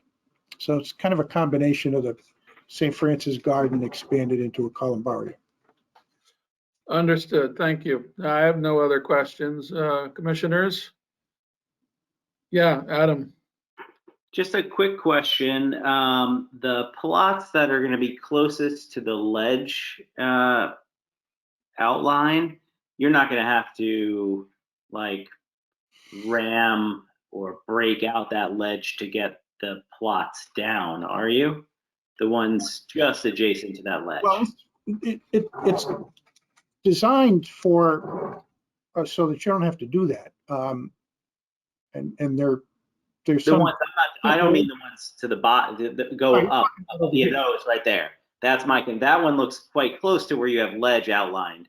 As long as you're not jackhammering that out to put remains there. That's my only concern. I don't know what the underground ledge situation is, but I'm sure that there's a way to address it or stay away from it. We're not going to have 272 people buried here at the same time. That's going to take some time to get there. And when it's time, I'm sure they'll figure something out. Okay, that's it. Thank you. Thank you. Fair enough, okay. Jeff, anything? No, you're all good, okay. I think, Mr. Rand, you okay? Thank you, sir. All right, then let's turn to the public. Is there anyone in the public who would like to comment on this application? Please turn on your camera if so, or speak up at this point. I am giving it another couple seconds for folks to tune in, but I'm not hearing or seeing anything. Jeremy or Fred, you see anybody? No, it wasn't really a legally noticed public hearing item, so it's unlikely someone will be here for this because we treated it as an amendment of an existing special permit use, if you will. So it's, as I said, it's probably unlikely that someone would be here. Bob did say that the most affected neighbor, if you will, is also a client of Bob's, and I think he is aware of it and Bob, you had said he was okay with it. I spoke with Mr. Karnakia today, and he's fine. And someone from the parish spoke with him some time ago to alert him that this was being considered, and he said it was fine with him way back a couple of years ago. Okay, noted. And that's the only property that is even going to know this is here. If I didn't tell him, he probably still wouldn't know. Good. Very good. All right, then I'd entertain, well, is it appropriate to close this, or are we just? Yeah. You can just make a motion, George, since it's not really hearing, that you can just make a motion to modify the existing special permit for the church and to approve the columbarium special permit use. All right, we got a commissioner willing to do what he just said. Thank you, Mr. Rand, seconded by Mr. Belkat. Good. All in favor, please indicate by raising your hand. And that is unanimous. Good. Thanks very much. Thank you, everyone. Thank you, Bob. All right. For another one. Oh, a good evening for you, huh? Good. And we got you with 1, 2, 3. Yeah, wait till next week. Oh, thanks for the warning. Yeah. All right. The chairman will resume his duties. Yeah. There you go. All right, I'll go back to rest mode. Thank you, sports fans. Okay, next item on the agenda, right? Site plan number 225, B as in boy, special permit number 312, 1897 Boston Post Road, NB zone. The request for a first floor commercial sales and service tenant use, Darien Kitchen and Bath LLC. This is the new building that's at the top of Rings End Road, which is being built by Corner of Dickinson and Post. Right. Yeah, right. To this Vicaro's building. No? Yeah. When you come out of Rings End, all the way at the end. You're right. so you come out of Rings End Road, you'd stand right in front of your nose. It's a new building being built by the Vicaro organization. Jeremy, what do we got? Why have we seen this? This is a proposed tenant in the neighborhood business zone, and a few years ago, the commission changed the regulations to allow certain uses by special permit in the neighborhood business zone. And one of them is commercial sales and service uses under section 783A. And this is considered such a use. It's basically Darien Kitchen and Bath, a retail kitchen and bath room. It's a very low intensity use. Not a lot of noise, not a lot of fumes or odors. The general hours of operation are in Bob Maslin's January 26th memo. Talks about the nature of the business, how many employees will be generally on site, and noting that there'll be other uses in the building. This is the first tenant in the building. And we've given a basic floor plan here. Seems pretty straightforward to me. And as it's noted on the third page, is with spaces. This is going to be tenant 1, about 1,450 square feet, and then tenant 2 will have to come to the commission section. You're an existing tenant in town? Yes, Mr. Maslin tells me they're already in town. Is that correct, Bob? Am I on? You know, I think one of the Vaqueros, I have to look through the thing here, and he would be better. Oh yeah, here he is. Is that Joe? Are you here? Joe Vaquero? Hey, why don't you introduce yourself? John Vaccaro is here. John's here. Okay. I thought it would be better to have the owner talk about this because they're much more familiar with the tenant than I am. Yes. So the owner of the business that will be going in there, his fellow's name is Alex Poon. And he years ago did have a business in town. He's a resident of Darien for, I don't know, 25 or so years. And he has a manufacturing company that puts together kitchen cabinets and vanities. And this is a showroom space for him. So the manufacturing facilities in Long Island, as well as there's some sort of a assembly location or storage facility in Stamford. But again, this is strictly for kitchen cabinets and vanities. He will sell some of the new LED lit mirrors at there as well. But it'll be, you know, pretty thinly staffed, one employee, and you know, it'll be walk-in. There's a little bit of cash and carry, but for the most part, you're ordering the cabinetry that you want, and then it's custom made and then delivered and installed in your home. Fantastic. Thank you, sir. So they don't have a physical location in Darien today. They have manufacturing facility out of town and then something in Stanford. Okay, that's what I think. He had I think he had maybe some sort of a takeout business or something, and he's had some interaction years past with you, Jeremy Ginsburg. I don't know, maybe 15, 20 years ago. I'm not really sure. So. Okay, and the entrance to the store is in the back. Okay, I kind of get it. Any questions from the commissioners on this one? Carrie, you're good. George, you're okay. Adam, you give me a thumbs up. Where's Jeff? Jeff's thumbs up. Yeah, we're all good. Oh, good. Okay. Sounds like we have no real questions or issues with this one, so we want to take a straw poll. All those in favor of allowing this to be as per special permit, say aye. Raise your hand. Looks like 6-0. You're all set, Mr. Vaccaro, and you're all set, Mr. Maslin. Thank you. Thank you very much, everyone. Thank you. Next item up for bid. We're going to go into deliberations and possible decision on the following items. The first item we have on here is special permit application number 276C as in Charlie, 110 Post Road Partners, LLC at 110 Post Road. Proposal to establish a new 1,600 square foot home cosmetic supply showroom in space previously occupied Darien Dental Association. We have a draft resolution in our packet. I'm going to actually abstain on this one because I didn't watch the hearing on TV, but I did read the thing. So, is there any questions, comments, Scribner's errors to the draft resolution? Please chime in. I didn't see anything that jumped off the page at me, and it seems like it's pretty straightforward, right? Anything special about this one, Jeremy or Fred? You're good, Fred? Yeah. Okay. So they just putting the contractor in where Darien Dental used to be.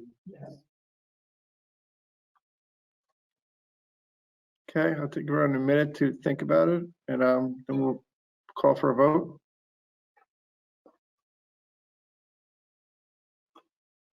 Okay, with that said or not said, I would entertain a motion to approve the draft resolution as submitted. Jim Rand makes the motion. Jeff Ball seconds it. All those in favor? You're abstaining? I'm abstaining. Yep, 5-0, 1 abstention. Great, thank you. We have a new contractor in town at 110 Post Road. Next item on the agenda is landfilling and regrading application number 523, Peter Doyle at 289 West Avenue. Proposal to widen the existing driveway and associated retaining walls to perform related site development activities, including the cutting of existing grade on the northwest portion of the property to accommodate the widening. This was a driveway across the street from the other driveway that backs up to where the Palmer Shopping Center is. We debated this one or deliberated this one right after the meeting last week. And everybody, I think, was kind of in favor, so we drafted a positive resolution. We have a draft resolution in our packets, pretty straightforward. I think it's one of the shortest ones we have, which is a page and a half. Nothing. The only thing I would correct is the numbering on page 2. 1, 2, 3, 1, 2. Yeah, we're gonna change that to 1, 2, 3, 4, 5, 6. Okay. 5, 6.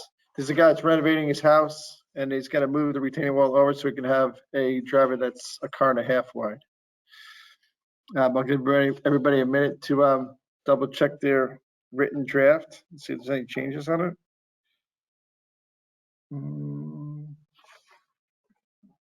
This one's kind of straightforward too. We granted something similar to a woman across the street that was renovating her house. Okay, with that said, I would entertain a motion to approve. Oh, Jim Rand, go ahead, sir. Yeah. Just if I can have your indulgence for 2 minutes.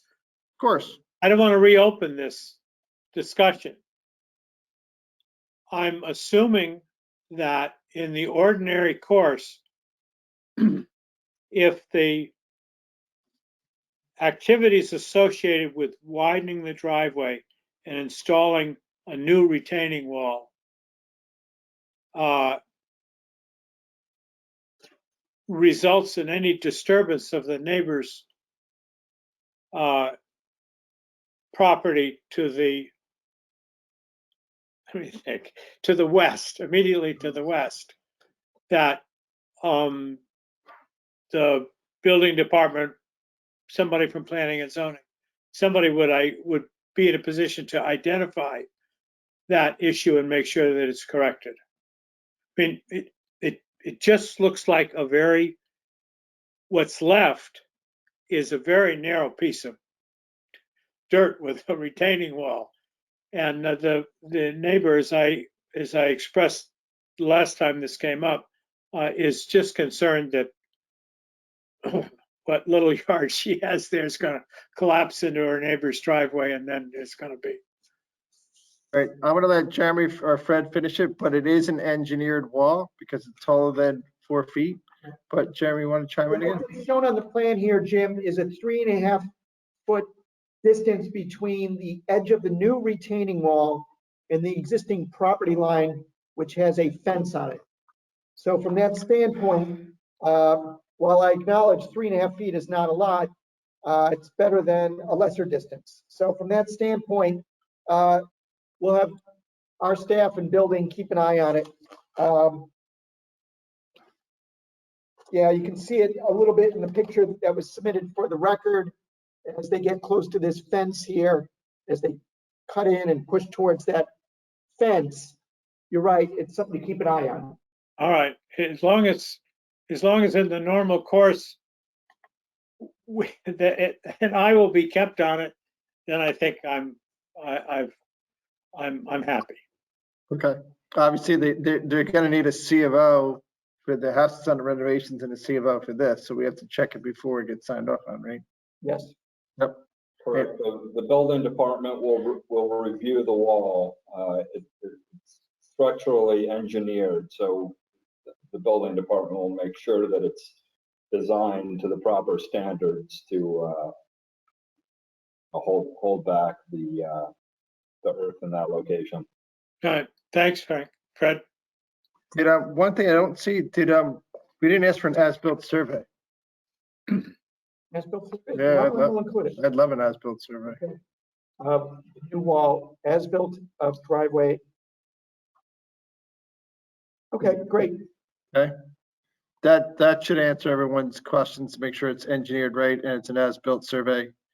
Plus, remember the encroachment into the street that the Public Works already signed off on it? That would be on the as-built survey too. With that condition. Okay, so with that said, I'd entertain a motion to approve as amended. Looking for, Jeff Paul makes a motion, Adam makes a second. All those in favor? Bingo. 6-0. Thank you. Good. Okay, next. I would like to make a motion or ask for a motion to reorder the agenda. I'd like to move the Parklands application down 2 slots and have Norotan Heights go next. Then after the Parklands application, then we'll go into chairman's report and whatnot. Can somebody make that motion? George Warren just made the motion. Can I get a second? Jim Rand makes a second. All's in favor? Fantastic. Okay. So we're going to go on to the next item on the agenda. It's proposed amendments to Darien zoning regulations, COZR number 8-2021, amendments to the business site plan application number 295, special permit application number 294, land refilling and regrading application number 401, Norotan Heights Shopping Center, Inc. at 346 Heights Road. This is the first part, proposed to amend the regulation for child, I'll just read the whole thing. Proposal to amend sections 743 and 746 of Darien zoning regulations to permit child care centers by special permit and to allow 3-bedroom residential units up to 2,000 square feet in floor area in the Norotan Heights business NH zone. Amend the applicant's previous proposal to demolish the existing buildings on site and construct 2 new mixed-use buildings, including construction of an above-ground parking structure, reconfigure the parking and internal traffic circulations, create new/modified internal public plaza spaces, and perform related site development activities.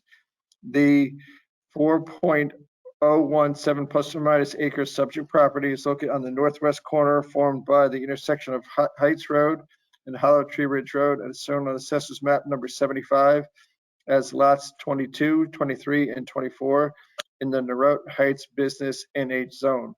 The proposed zoning regulation amendments are on file and available for view in the town clerk's office, the planning and zoning office, and online at darionct.viewpointcloud.com. The public hearing closed on January 4th, and the decision deadline is on March 9th, 2022.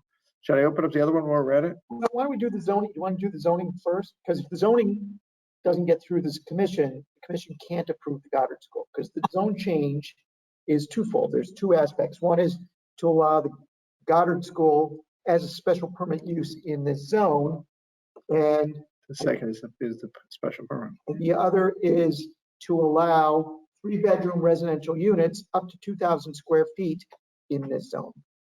Yep. So there's really 2 different regulations, section 743 and section 746. As Steve noted, the public hearing on this was January 4th. You may recall that was pretty much the full night where they talked about changes to the previously approved site plan.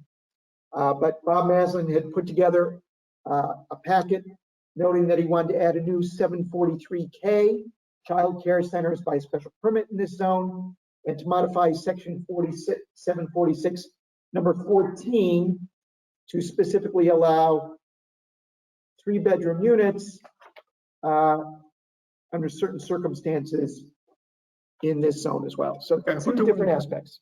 Right. So in the first piece of the puzzle is one, we have to change the zoning to allow daycare in the zone, and then 2, we have to change the zoning to allow 3 bedrooms up to 2,000 square feet in the zone.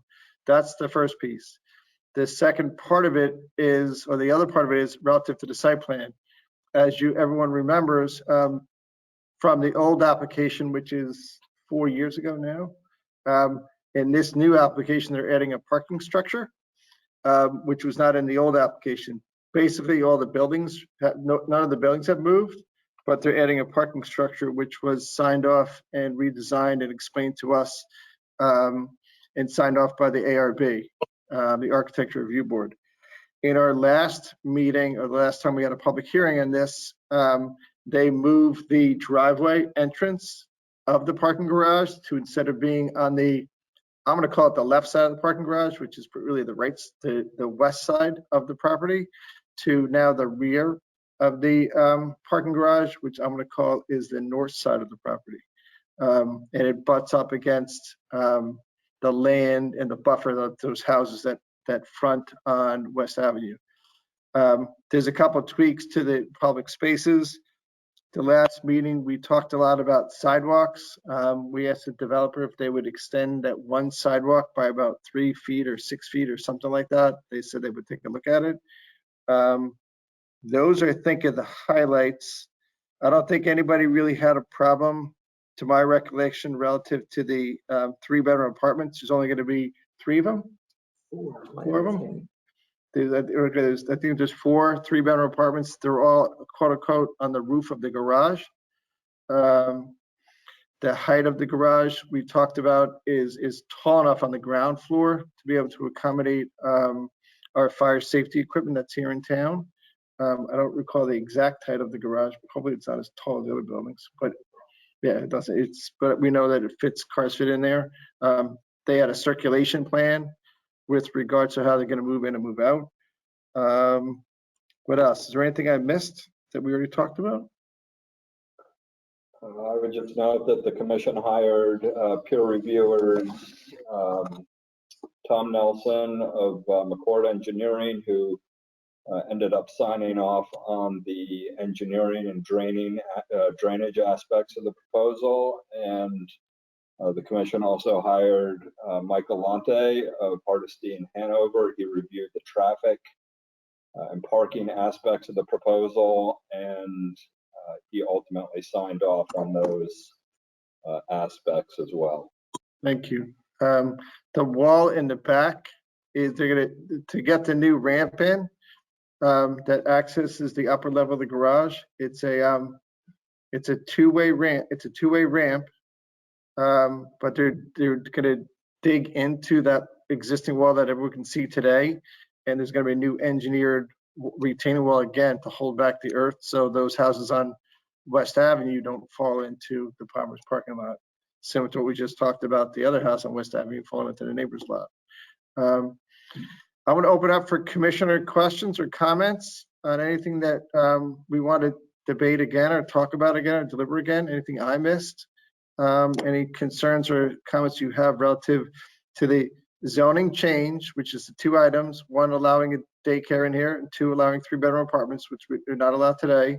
And then two, any aspects of the site plan that are in question. I see Miss Gately has her green light on first, so ladies first. Go ahead, Kara. Thank you. I really appreciate how responsive and you know, how the applicant and their various representatives and advocates or, you know, experts addressed and listened to the things we were concerned about and modified their plans and, you know, accordingly, you know, hearing those concerns. And the traffic studies were really important. And I really appreciated all those conversations regarding traffic, traffic flow, sidewalk, making the site more pedestrian friendly, making it, you know, safer for pedestrians, especially given the likely increased presence of pedestrians, is certainly increased from current. I guess, Bob, my question would be directed at you, because I think you're probably the best one to answer it, is this zone, is this an overlay zone specific just to Norotan Heights, this location, or is it an overlay zone for the whole area? Hey, Kara, you have to direct those questions to Jeremy. Okay, Jeremy, can you answer? Sorry, Bob. Not Bob, Jeremy. It would only deal with both Palmer's and Federal Realty. So this, whatever you approve here will also apply to Federal Realty. So that was my concern. Because we didn't allow Federal to have 3 bedrooms, right? That's correct. And today, if you listen to a podcast that they just posted, they don't want 3 bedrooms. That's not my point. You're right. It's about treating property owners in a similarly situated zone differently. They never officially asked for them either. I get that. That's not my question. Okay, so that was my sort of question and concern. I'm just going to have to think through.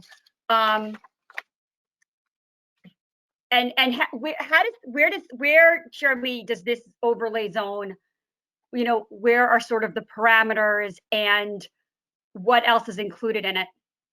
Because this is a pretty material change to me, at least. It's I the don't know whole, if I necessarily have a map that I could show you the whole super block, right? on the screen. It's basically just what you'd imagine, which is the Palmer properties here. Yep. Starting at Hollow Tree. Right, starting at Hollow Tree. Yep. And going to Edgerton, Palmer's. Wait, I'm sorry, you lost audio. Sorry, guys, just say it again. It would include the Palmer's supermarket. And then it would, as I said, it would also include across the street, across Edgerton Street, it would include the entire Federal Realty development. And does that include Subway, the Citibank, that Yes. building for sale that's on Norotan Avenue? No, Norotan Avenue is service business zone, Okay, so it would not affect that. but what about the Citibank and the Chase? Is it a Chase? Chase, Citibank and Chase? Yep. And No, Subway and Corner of Norotan and Heights, not affect that building. so it ends at Citibank or ends at like Subway? The question is Subway is included. what about Epi Computers and Christian Science Reading Room and Vavalas and all that stuff? Yeah, it's pretty much the whole super block care. Okay, I just wanted to get the parameter straight. And it does not though extend over the train track or Heights Road is the perimeter. It does not extend beyond that. And the Metro North parking lot is not included? No. Okay, thank you. Jim Rand, any questions, sir? You're good. Adam, any questions, sir? George? You good? And where's Jeff Ball? Jeff Ball, you good? Good. Okay. So the sense we're getting from the commission is there seems to be, the commission's willing to approve both zoning changes to the Norotan Heights business zone. Great. So we're going to allow daycare in there and we're going to allow 3 bedrooms in there. Are How there many? any? I guess, I know we have three bedrooms up to how many square feet? I get that. How many 3 bedrooms per acre? Or how many 3 bedrooms? Of course, it would be whatever you approve, right? You have to approve anything. Bob has, in Bob's proposal,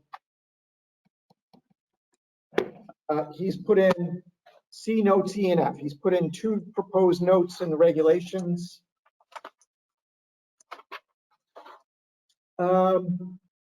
In developments that include incentive dwelling units, the commission may increase the maximum floor area and the maximum number of bedrooms in each dwelling unit to 2,000 square feet and 3 bedrooms for up to 25% of the number of additional incentive units. Now, here's one other note. This one we switched. Such units shall not be required to be below market rate dwelling units. I'm less concerned about that. I'm more, I just want to understand Be up to how many 20% 3-bedroom units per acre or per development we're approving in this zone reg change. This is material change. If the commission says, if you want to change that wording, instead of saying for up to 25% of the number of additional incentive units, if you want to say for a maximum of 4, I'm sure.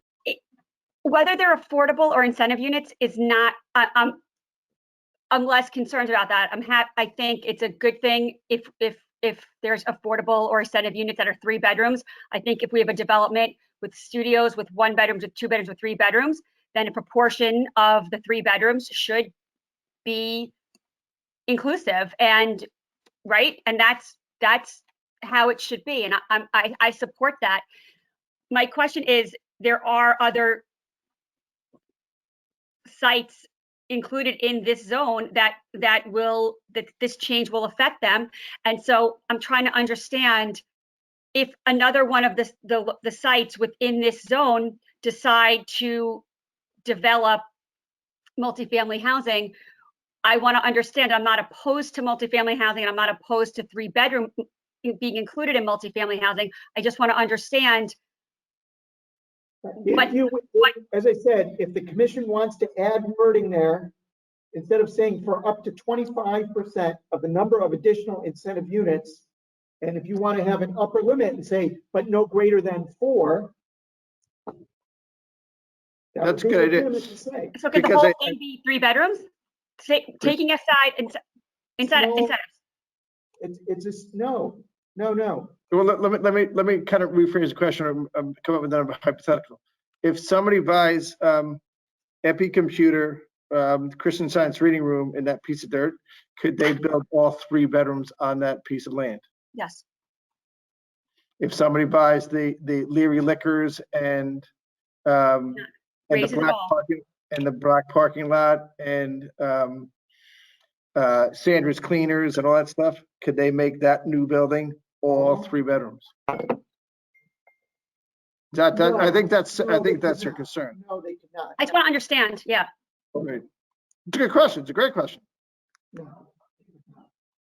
But if you want to make it clearer, and I'm always in favor of making it as clear as possible. I think text amendments is where I'm going to be really annoying and persnickety, because we're changing the regs and they affect property owners and how property owners can use their land. We'll take care of it. Yeah, well, when we do the resolution, we'll rewrite it and make it, staff will draft it, and we'll make it upper limit. Because to your point, I don't think we want a brand new building there with all 3 bedrooms.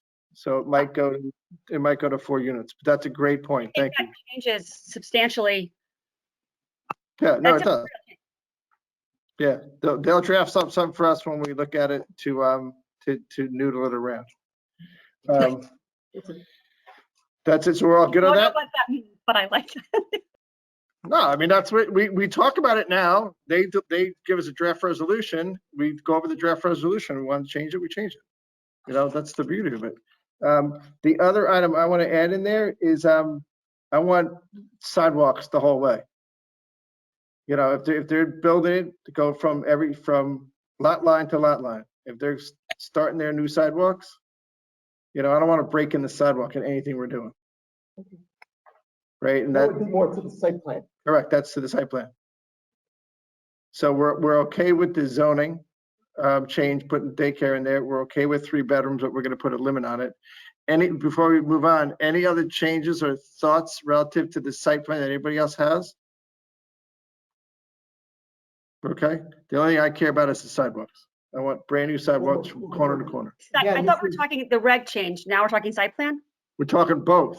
Both items are in this proposal. No, and so is. Proposal's got 3 parts. It's got. I know. I thought we were going one by one. Right. We just did the zone. We just did the daycare, what everyone's fine with. Then we just talked about the zoning to 3 bedrooms, and now I'm talking about the site plan. Okay. So I want sidewalks the whole way. Okay. They don't own all the property, but. No, but they own anything that they own, they got to fix the sidewalk. Correct. I mean, they're not going to change the sidewalks in front of Wells Fargo because they don't own that. Okay. So right? Again, the text amendment to the regs, as I see them, address 3-bedroom apartments. Yes. And allowing childcare within the zone. Yes. So otherwise, this modified site plan, which while I can see the value in what they've changed, I think mixed use makes a lot of sense. This is a substantially different plan than had been previously approved. While some things, you know, are the same, there's a lot of change. But it otherwise, does it comply with the regs now for the zone as it currently stands? Right, that's why the commission would have to vote on the zoning amendment first. And if that doesn't pass, then certainly Goddard School could not go there and they couldn't. Right, but the parking garage, which to me is pretty giant, but that otherwise complies? Yes. Okay. The additional, taking aside the number of bedrooms, but the additional size of the buildings with the added residences otherwise complies? Yes. The height otherwise complies? Yes. The, the extent of usage and setbacks and all that otherwise complies with the zoning? That's correct. And as Fred mentioned, we had outside experts look at traffic, parking, drainage. Yep, I remember all that. Yep. And they addressed those concerns. They amended certain parts of the plan, of the site plan. I think Chairman Mulvaney spoke about it. They amended the ramp and they reworked certain things. But otherwise, other than the number of bedrooms and the childcare, the changes to the plan, site plan, otherwise comply with the regulations in the zone? Yes. Okay, thank you. From the old application to this application, they added one more apartment. I just, yeah, I know the parking garage is new, so I just want to make sure the parking garage, which I know given the grading, it looks really big and above ground, but much of it is into ground and not, but I want to make sure that given how close it is to a residential neighborhood, I mean, it's really right up there. I want to make sure that it's in compliance with the regulations. Yes, okay. Anything else relative to the site plan that anybody missed? George, you're okay? Adam, you're okay? And Jeff, you're okay? And Jim Rand, you're okay? We're just talking site plan now, okay? I got thumbs up from Mooney. Okay, so staff, can you please draw up an approval of this, a draft resolution to approve it? Okay, okay. That's that one. Next item on the agenda, special permit application number 170C is in Charlie, Norton Heights Shopping Center, Inc., Goddard School, 346 Heights Road, proposal to establish a new 11,276 square foot childcare center within the new Norotan Heights Shopping Center project to be constructed at 346 Heights Road. The 4.017 plus minus acres subject property is located on the corner formed by the intersection of Heights Road and Hollow Tree Ridge Road, and is shown on Assessor's Map number 75 as lots number 22, 23, and 24 in the Norotan Heights Business and 8 Zone. The public hearing closed on January 4th, and the decision deadline is on March 9th. So a minute and a half ago, we just directed staff to write up an approval to put to allow daycares in this zone by special permit. So then this piece of the puzzle is we have to allow the daycare center that we approved 35 seconds ago to go into this zone by special permit. The difference between special permit is belts and suspenders, where you have to go through traffic, you have to go through health and safety, you have to do all the other items that to be able to get granted a special permit. As Fred said a minute ago, relative to traffic, we got signed off by everybody on traffic. We all discussed it amongst ourselves. The size of the school is 152 kids, I think is the number. There's going to be 10 classrooms in the building. And obviously the school is going to be 11,276 square feet within the ground floor of what I'm going to call building 1, which is the one that's on the corner. In our last meeting, we reconfigured the parking garage to make the access better. The traffic engineer listened to our thoughts and ways to get people in and out better of the parking garage and of the site, to move the pickup and drop off and the circulation, and gave us a couple of graphics on that. We moved a couple of other minor items, but that's really, right now, we're just focusing on, does this school pass our special permit test or regulations to be allowed there? Okay, comments, questions? Kara goes first. Jim Rand goes first, Kara, mind? Well, let Kara go first. Kara goes first, there you go. I was just going to point out the blatantly obvious. We haven't approved the reg change yet, so. Agreed. My question relates to building number 1, which is the school building, correct? Yep. Okay.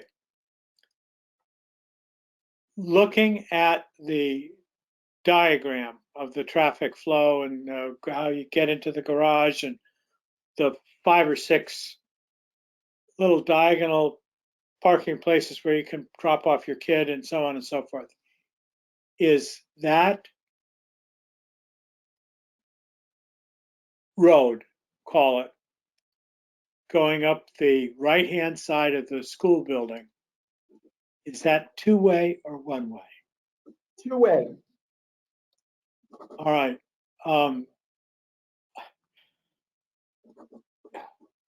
There's a sign at Dunkin' Donuts saying you can only turn right when you leave the parking lot. I'm there every morning. That's a sin, I confess it. Every day there is at least one idiot, if not two or three, that brings the whole intersection to a screeching halt trying to turn left.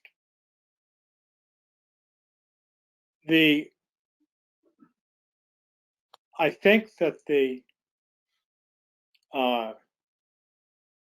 temptation to turn into that driveway as a means of getting as close to the school is going to prove to be insurmountable. I know that somebody, the traffic engineer, whatever, said, well, when they see that one's full, they'll drive to the next one. I go back to my Dunkin' Donuts example. It doesn't happen. People are stupid and stubborn. So I think your answer is, I don't mean to cut you off, but you want no left turn off of Heights Road heading eastbound into the first driveway for the corner that is closest to Hollow Tree Ridge Road. Well, That's the same exact, it's the same exact thing they have where Chase Bank is.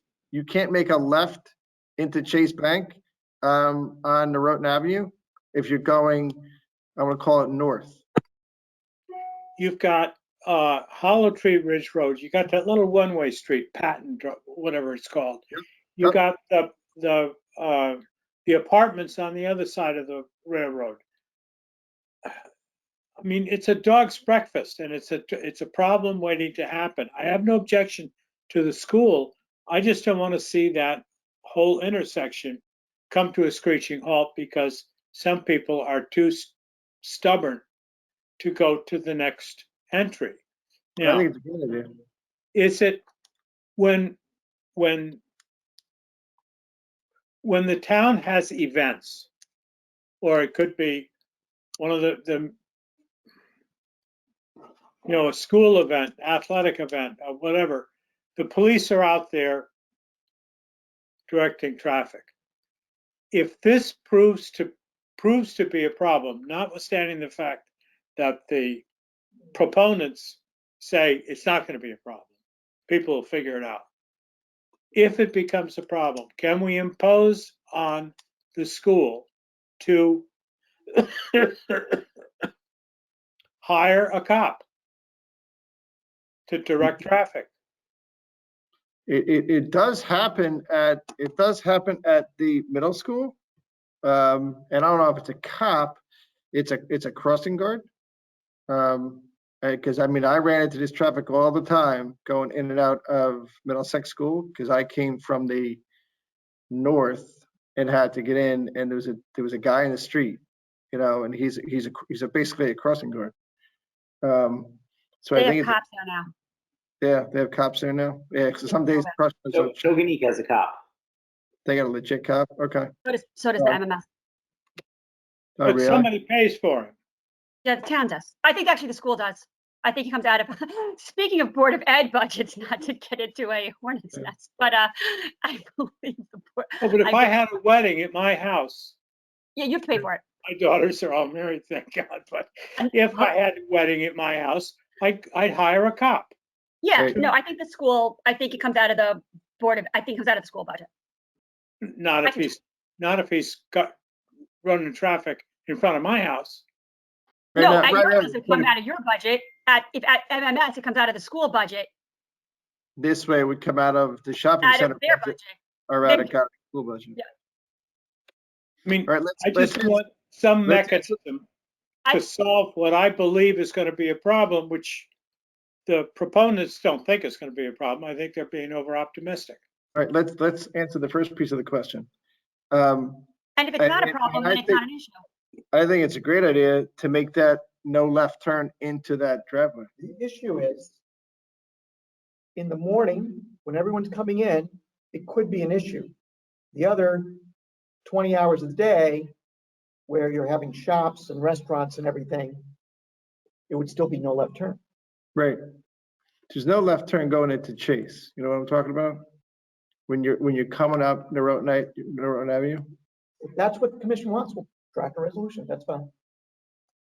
Right, is that, Presumably, you could limit the oh, between hours of, hours, right? So no left turn between. Guarantee you'll end up with the same thing you have at Dunkin' Donuts. yeah, because we also did it at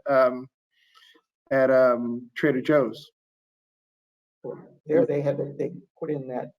Right, and they did the same thing at Chase, where the island, the entrance is, So you want, Jim, your suggestion is both no left turn into the site, and if it's a problem, hire a cop to direct traffic. I think the cop's going to be necessary, and it only has to be there when there's a problem. I mean, for instance, from 8 until 10 or something for an hour, a couple hours. right, let's do it this way. If the police department deems it necessary, 2 years from now, then they have to do it. Because the police department is the local traffic authority, or the legal traffic Okay, authority. I can accept that. Because like now, if, at Tokenique School or at MMS or whatever school we all go to, and you have a wedding in your house and you go for a permit, the police say, great, you want to do it? You need a cop. So if the local traffic authority requires it, they require it. And, that's really got nothing to do with P&Z. Right? Now, what about this left-hand turn? I think the left-hand turn is tremendous because the engineer said, no, people will drive down, they'll look at it, it's backed up, and they'll go to the next entrance. Right? If we make that left turn only, right? That's where you're left. And I don't disagree. We talked. That's why we moved the entrance and they created the ramp because it's there. Right? But if we make, because the same thing when you come out of is it First County Bank on the Post Road? You can only go right, you can't go left, that kind of thing. And they put the bollards there. It's the same kind of concept. Yeah, but the distinction, if I may, is that you're talking about making provisions from the site to the street. What Jim is raising is a provision from the street to the site, and I don't think we have jurisdiction to do that. I think that's the traffic commission. I'll figure it out, George. That's a good question. Do we have the ability to limit turning movements on a street? I'll check. Yeah, because you have to. We did it at Trader Joe's. Where No, if you that was from Trader Joe's to the street. No, it's also from the street into Trader Joe's. No, you can make a left into Trader Joe's and a right. Okay, then we did it. I don't know who did it, but it was done at Chase Bank. You can't make a left. It's only out of the Trader Joe's parking lot. You can go in either way. Yeah, you're right. It's the exit. You can't exit Trader Joe's going north. Yep, that's why you have to go to the backside. But relative to Chase Bank, you can't make a left into Chase. There's a sign on that side. Yeah, I predict that wasn't P&Z, but that was police. That whole area is subject to being developed, and I think police are all involved in that. Right. But some consideration needs to be given to the fact that some of the surface level circulation is one way. So under that bridge where there's angled parking spaces, that's a one-way section, one-way circulation. So if you have folks coming in the middle entrance to the site, I think we need to figure out how those vehicles would circulate around to the school to drop off. Would they have to go through the parking garage They're supposed to. and then come through that? Remember that graphic with all the green arrows and all that stuff? Or what? That chart with all the green arrows assumes you can make that left, though. You can only make it coming from Heights Road. So would people come in Heights Road, loop around the parking lot, the train station parking lot, so they can then get in? See that for them? I think we have. Let staff work on it. Look at my recommendation and not try to draw it up now. Got it. The other piece was, and I don't know if it's site plan or not. Remember what Adam said in the meeting? He wanted a sidewalk on the top side of those cars here. We talked about that. What was the answer to that? They said no go. We watched it. Okay. Remember that, Adam? Was that you that said that? Because you don't want kids. You want kids getting out of their car and going towards right The back into fence. the road. Right, exactly. Yeah. Okay. All right, so in the grand scheme of life, we're going to direct draft to write up an approval of this special permit to have this thing here? I have one smaller comment that I don't think will alter it, and if they leave it out, it's not the end of the world. But they're proposing the sidewalk that goes all the way to Hollow Tree, right? That back sidewalk. So when I went out there in the winter, obviously it's not a problem in the summer, but in the winter, it's very dark because you're past that turn, you're up about 100 yards, and then it's like just nothingness of just cars, and the road is all beat up, and it's a hill and it's downhill. Can we ask them to put some lighting in somewhere near that corner, just so it's a little bit more visible to people potentially walking their children up and around that corner? Because it right now in winter, it's very, very dark. Which corner are you talking about again?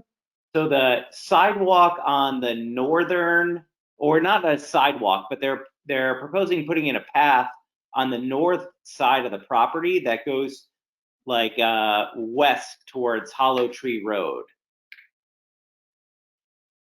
Yeah, I know what you're talking about, Adam, because that's an area, you have a 6-foot fence and you have a 3-foot pathway along the 6-foot fence. I'll try to figure that out.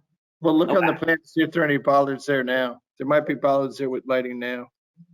I didn't see it, but otherwise it's fine. Okay.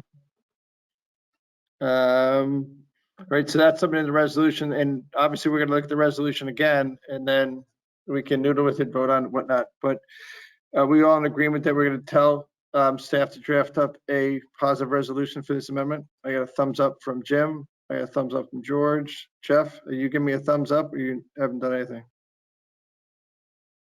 Jeff, Do I Paul? have to give a thumbs up? No, you don't, but if there's 6 of us voting on it, if we draw it up, you can always vote no. But now they need a sense of the meeting of when we doing a positive resolution or a negative resolution. So You can if I say on vote, the fence. No, I can what? you can say on the fence. You don't have to say anything. Very on the fence overall. That's right. Kara, what do you? We got George saying yes. We got Adam saying yes. As to text amendment or as to which piece of this? No, we're on special permit. We're on the next one. We're not on. We already did. If the special permit, other than the additional bedrooms and the daycare, otherwise meets complies with the zone as it exists now or as it will exist. I don't think any of the site plan issues other than the Goddard School are within the scope of the reg change amendments. If it complies, then I'm okay with the site plan. I have no basis not to be.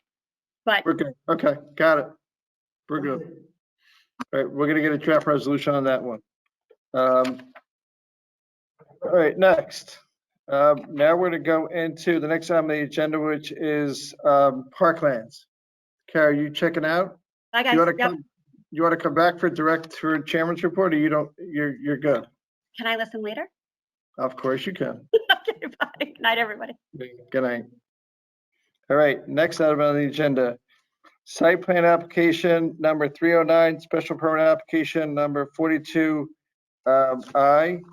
land filling and regrading application number 516, Parklands LLC, 1 Parklands Drive and 3 Parklands Drive. Proposal to raise the existing office building at 3 Parklands Drive, convert and redevelop the property as a multifamily residential consistent with the design office multifamily residential overlay zone, DOMR regulations, and perform related site development activities, including regrading of the property, installation of landscaping, lighting, stormwater management. The applicant proposes to construct a 3-story multifamily apartment building with a total of 60 apartments, studios, 1-bedrooms, and 2-bedroom apartments, including 7 deed-restricted affordable units. A total of 139 parking spaces will be created, 86 of which are proposed for the exclusive use by residents of 3 Parklands Drive, and 53 of which are proposed to be shared with the adjacent assisted living facility at 1 Parklands Drive, Assessor's Map number 35, Lot 34, Unit number 1. Improvements to 1 Parklands Drive are limited to sidewalks, sidewalk extensions, underground utilities, and park-related improvements. 3 Parklands Drive is a 3.915 plus or minus acres and is located on the southern end of Parklands Drive, approximately 1,100 feet south of its intersection with Old Kings Highway North, and is shown on Assessor's Map number 35. It's Lot 34, Unit number 1, currently in the Design Office DO Companion zoning map change proposal number rezone 3 to Parkland rezone 3 Parkland Drive to Design Office multifamily residential overlay zone DOMR was approved on January 25th, 2022. So what that said was we already did the approval to change to land the overlay zone on this property. So that piece of the paper is done. We never read the draft resolution on it. We did last week. We voted on the draft. Voted on it. It was adopted. It takes effect February. Oh, that's right. Sunday, I think February 27th. I 100% apologize. That aspect's been adopted by the commission.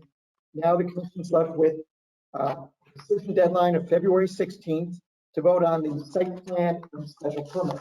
And as we discussed at the last meeting, the standard for site plan approvals in section 1020 of the regulations. The standard for special permit is section 1005 of the regulations. And we had very lengthy deliberations, I believe it was last week. And since then, staff's been working on pulling together a draft resolution for you, possibly as soon as next week or the week after, to address the various issues that came up during the public hearing. Traffic, parking, landscaping, grading, variety of issues and concerns during the 9 hours of testimony. But tonight, we just wanted to spend a very short time. If the commission members had anything that they didn't think of last time or changed their minds or had additional thoughts, and a little bit about section 1005, which we didn't really get into in depth last time. But we just wanted to spend a few minutes tonight. If any other thoughts came to commission members, if not, we'll talk a little bit about a section 1005.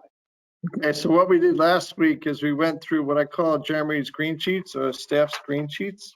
I never mean to cut you out, Fred. You're part of the team too. Thank you. I thought so. So we went through the green sheets and it was 3 pages. We talked about a lot of items because I checked them all off. And then what Jeremy just said, special consideration section 1005 is under regulation consistent with section 1005. We didn't really get too deep into the weeds on that at all. We did talk a little bit about some blasting and hoe ramming. And we can always figure out those exact days or numbers in time when we get the resolution drafted. So we don't have to go too deep into the weeds on that. So do you want to go over special 5 or you want to go to the number of units and the number of size? I think last time we talked about, we talked a lot about some of the small concerns. I know Jim Rand talked about the issue of trying to minimize impacts during development. What can we do to minimize impacts to the neighborhood during development? Whether it's a performance bond, whether it's limits and restrictions on hours, planting plan, things to have a better fit with the neighborhood, if you will, both during the construction, which would be at least a year, would be my guess, and have it fit in with the neighborhood, if you will. And so there were a number of provisions discussed last week about bonds and some as-built surveys and assurances and certainty that things are being installed correctly. Talked about a lighting plan last time and making sure that the lighting doesn't have impacts on the neighbors once this is constructed. But if you look at section 1005A of the regulations, it talks about the phrase, this is where the commission's going to have to make specific findings, is the location and size of use, the nature and intensity of the operations involved in or conducted in connection with it, the size of the site in relation thereto, and the location of the site with respect to the streets giving access to it shall be such that it shall be in harmony with the appropriate and orderly development of the district in which it's located. So that's A. B, I'll just read it quickly. The location, nature, size, and height of the buildings, walls, and fences, and the nature and extent of landscaping, screening, lighting, and signs shall be such that the use shall not hinder or discourage the appropriate development and use of adjacent land and buildings or impair the value thereof. It goes all the way through A through G, but any feedback or input would be helpful to staff as we continue working on this. Does everybody have their green sheets or remember those from last week? Those are the boxes we have to make these findings, right? So you have to answer all these questions. So, You want to go first, George? No, let Jeff go.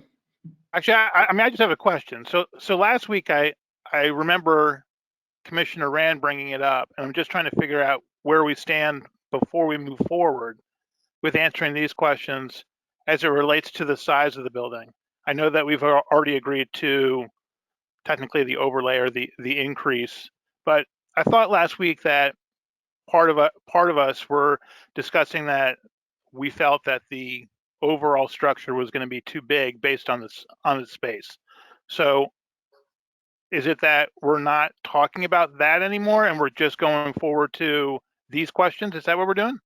Well, We're gonna do both, right? Well, I think one of the keys here, Jeff, you probably don't have a ton of time tonight, but I think one of the keys here is as we look at this, and the comments came up last week about the number of units and the size of the building. And certainly there were some commission members that, let's use the 10% reduction, if you will. And other commission members say, no, 10% is not even enough. It needs to be reduced even more than 10%. So I think what's important for the commission is to be able to justify whatever decision it is, whether it's a 10% reduction in the number of units, if anything at all, or if anything at all, whatever it is, whether it's the, I'll call it the square footage of the building this way, if it's the building this way, what is it that there is consensus to do, whether it's physical to the proposed building or what's inside the building, what is the consensus of the five of you, and how does that mesh with the standards for approval for a special permit? So they're kind of intertwined. Okay. The commission has to, you can't just pick a random number that 23 or 32. It has to be tied to section 1005, the standards. So that was, as we continue to work on this, certainly whatever decision the commission makes will be quite lengthy because you're gonna have to cover various topics and make certain findings. And what we are trying to do and understand is the commission rationale and how it ties into the standards for the special permit approval. Okay. So I think with that said, if we go through these standards in 2005, A through G, and I'm not going to say we're going to do it like quick, we got to do it thoroughly, then that's going to be able to guide us onto, items like density and size and square footage and whatnot. Because we have to, if you have to make a finding that said the elements of the site plan submitted as part of the special permit shall accomplish the objectives of site plan approval as specified in section 2024, we have to say it does that. So we can go through these and then we can go to the size, that's fine. That makes more sense than doing the size first. Yeah, I think the key here is when you read through these standards here, I think it becomes almost self-explanatory when you say, oh yeah, of course that standard needs to be met. Does this application meet that standard? Right, and if we have to amend the application to meet the standard, right, then that's where we have, that's our finding to do that. Okay, does that answer your question? I got a thumbs up, awesome. George Riley, you want to go first, sir? Are you on the same page as that? We'll do the standards. Yeah, I think I'm on the same page, and without addressing the size issue again, I was just going to state that I find it unlikely that I will find that this development does satisfy A of 1005A, particularly as to the street access. We've got only Old Kings Highway North being the street access without any signal control, with I-95 right there. And having then to go down a street which is right next to a senior facility, all that, that's one issue that is raised in A, and I think that problematic. I think the size, well, the size I've already addressed, and so I'm unlikely to find that this satisfies A as presented. Okay, that's totally understood. What we need to do among the 5 of us, we have to get a consensus if we're gonna approve this or not approve it, and then direct staff which way to write it. Or how much you're willing to approve. Or how much you're willing to approve. And then also, if the resolution passes or fails, it's got to pass or fail by 4 votes or 3. It's 3 out of 5, right? So we could draft up something, and 3 people can vote for it, and 2 people can vote against it. What we hope to do is, as with everything, Right. all the resolutions we draft, our purpose is to reflect the majority of the commission. So certainly the commission has rezoned the property. So the question becomes, and that's what you're going to have to balance is how much is approvable, I guess is the best way to say it. Whether how much we can define that, I guess. Yeah, I certainly have no problem with turning that commercial building into apartments, and that's what we have approved. But the devil's in the details. Sure. Correct. I mean, and to the very first part of that said location, size, and use and nature of the intensity of operations involved. That you can say if there was a 75 unit building proposed, it's likely we're going to say no, it doesn't pass the test. But if they proposed a 10 unit building, you're going to say yes, it does.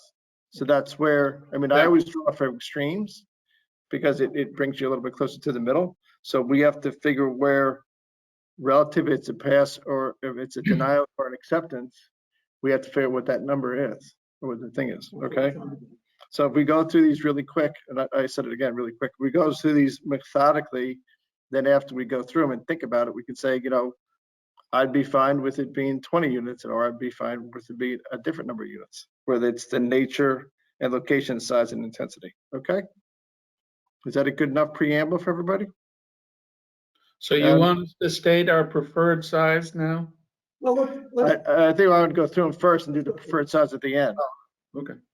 Okay, you okay with that, Jim Rand? Adam's giving me a yes, and I think I already heard, good, okay, cool. All right, so Jeremy read the first one. A is, we have to come up with finding the location, size, use, and nature of the intensity of operations involved is connected with the size relation to the relation there too, the location, the site, and I'm paraphrasing, respective to the streets giving access, shall be in harmony with the appropriate orderly development of the district in which it's located. So we have to find that finding. 2, location, size, nature of the height of the building, walls and fences, and nature, the extent of landscaping, screening, and lighting. Signs shall be such that a use shall not hinder, discourage appropriate development and use of the adjacent lands and buildings or impair the value thereof. Okay, so we have to figure out how we make a positive finding to that, right, or a negative finding, right? Okay, the next elements of the site plan submitted as part of the special permit application shall be accomplished at objectives of site plan approval as specified in section 1024. What's 1024 anyway? Site plan regulation. Okay, so we already did the site plan regs. Design, location, and specific details of the proposed use shall not adversely affect the safety in the streets nor increase traffic congestion in areas nor interfere with the pattern of highway circulation in such manner as create and augment unsafe traffic conditions adjoining developments in the district as a whole. That's pretty much self-explanatory, but remember, with that said, we do have a traffic studies for 2 of these people, or 2 engineers, that explains what is acceptable and what's not acceptable. So if you stray from that, you're allowed to stray from that, but you have to have a pretty good reason to stray for that. The next item, Streets and other right-of-ways shall be of such size, condition, and capacity to adequately accommodate the traffic to be generated by a particular proposed use. Same comment that I have relative to our consultant, which is Michael Galante in Hennessy and Hanover, and the other gentleman, and his name escapes me. The next one, F as in Frank. Where it shall be proposed to convert a structure designed and built originally for other uses, the applicant shall show the adaptability of such structure to the proposed use, particularly in relation to the public health and safety. So I think they showed us how it's going to fit the new proposed use in this district, and we have to decide relative to public health and safety. The next one, whenever possible and reasonable, consideration shall be given to protection of and preservation and or enhancement of the natural environments in conformance with section 100I, and the commission may require a condition of approval, any plan, the use of conservation restrictions to protect and permanently preserve the nature or unique features which enhance the character of environment of the area or shall be necessary to control sediment and erosion control. That I think has got two pieces. One is, I think that's a reference kind of sort of to Selleck Woods and Dunlap Woods, which is next door to us. That's going to do that. We do have a letter in the file from, are they the friends of Selleck Woods? Those guys? The land trust. The land trust who owns the majority of it. I don't think Parks and Rec chimed in, did they? Park and Rec chimed in and said they were okay with it. And then the other one that's easily addressed by us is necessary erosion control, control of sedimentation and erosion. So we can say they can do all kinds of stuff to make sure we do erosion control and sedimentation items. And that's mostly during construction and then forever. Well, the erosion controls would just most likely be construction period. Yeah. Okay. So with all that said, we have to come to findings that whatever we approve or disapprove either adheres to or goes against those. So I think the next big thing is the size, right? That's 1005 feet. Location, nature, size, and height of buildings, walls, fences, nature, extent shall be such that the use shall not hinder or discourage appropriate development and use of adjacent land and buildings or impair the value thereof. That could certainly, or even A, location, size of the use shall be such that it shall be in harmony with the appropriate and orderly development of the district in which it's located. So A and B relate to size, nature, intensity, height, etc. And then you can throw in D in there just for kicks, right? Deals more with that. Right, which is where the Michael Galante comes in. Right, so D and E is really traffic, and that's our third-party traffic engineers. 90% of the time we're in agreement with them since we hired them and they signed off on it. So in the last meeting that I said I would think it would be more harmony with the adjacent buildings and whatnot if it was reduced by 10%. I still stand by that statement, but I'm looking for other people to give me their opinions, thoughts, and whatnot. I think if we reduce the size of the structure in some way, shape, or form, and then I could sign off on these A and B items. George, you want to go first or last? I have become more confident in my thinking that basically a 33% reduction is what I would approve of. I think that would reduce the intensity appropriately and satisfy other requirements here. I would hope that any developer would not then come back with 40 units 3 stories high. I know they could because that's what the regulations permit, but I would rather 2 levels of of 20 each would satisfy me better. But anyway, I think that that's the kind of reduction that I could live with at this moment. Okay. Let's go to Adam next, if you don't mind, Adam. Yeah, the only concern I have is that in any reduction of units, but not size, obviously will decrease the number of affordability units. So instead of rounding down and then paying the town for the difference, if we're not going to decrease the size of the building at all, and we're just going to make the units all bigger, can we force the developer to round up so that if the number of affordable units is 7.8 or 6.8 and they round it down to 6, can we force them to make it 7 and then move on? So I'm not sure if we can do that. Maybe it's more of a question for Jeremy or staff.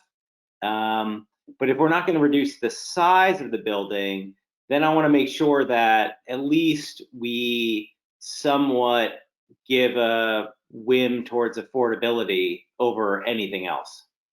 Otherwise, I don't have any real concern over the size of the building. I would like to see the units reduced as well. I think it's too many. But if we're going to cut it by a floor, which seems to be what George is looking for, then if we're going to go from 7, I would not want to see, if we're going to cut it by a third, I don't want it from go to 7 down to 3. I'd rather see it be a little bit higher. So that's where I'm at.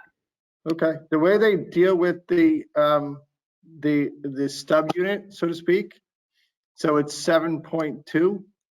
99% of the time, and this is across the state of Connecticut and also permitted in our town, instead of rounding 7.2 up to 8, they pay you the 0.2 in cash, which is what's allowed by the zoning regs. So even if it's 7.8, they'll give you the 0.8 most of the time in money versus rounding it up to 8.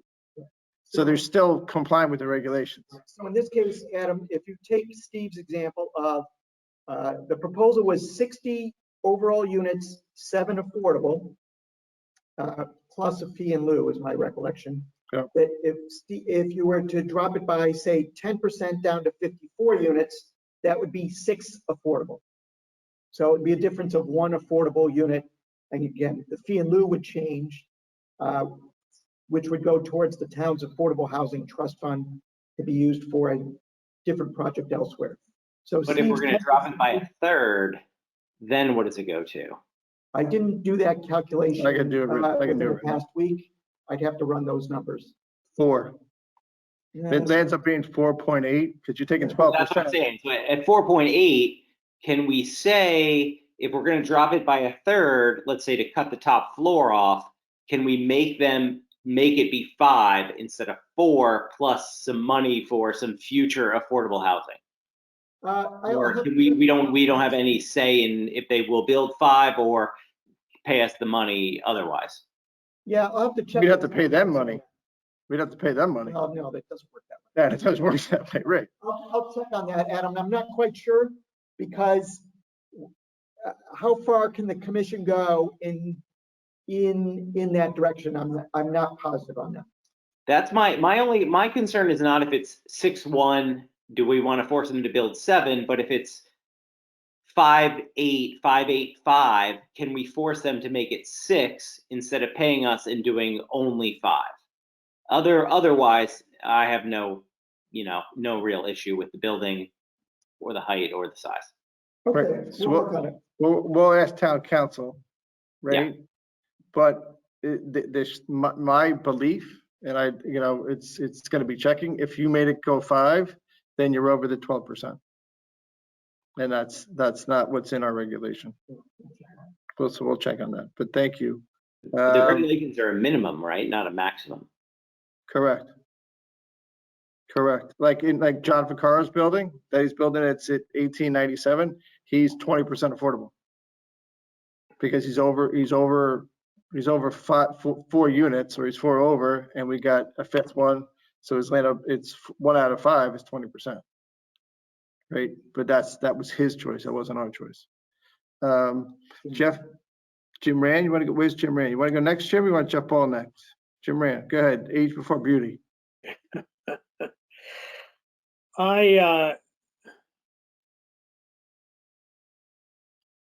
It's reasonable to assume that the applicant has looked at the property and what his alternatives are and what the regulations permit, and has maxed out the size of the project, the number of floors and the number of apartments. That having been said, I mean, he's got the right within the regulations to develop his property. He owns it and he's got rights as the owner, and he's electing to exercise them.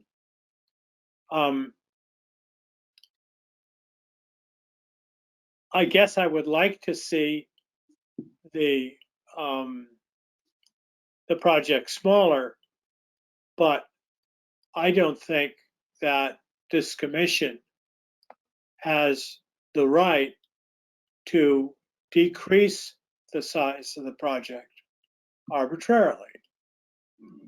And I don't see anything in the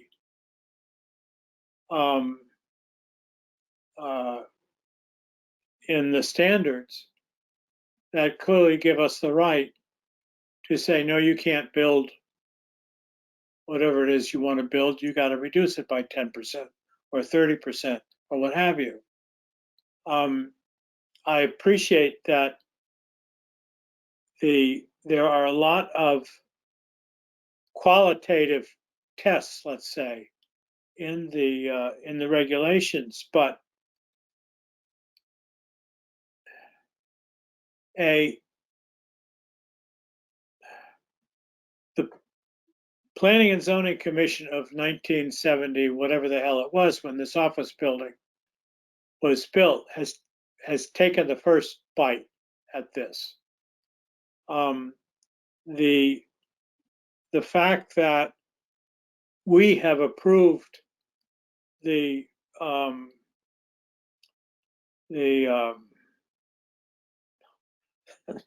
old folks home, whatever you want to call it. Assisted living. Assisted living, which is a monster. I mean, you got to admit, I used to have my office at 3 Parklands.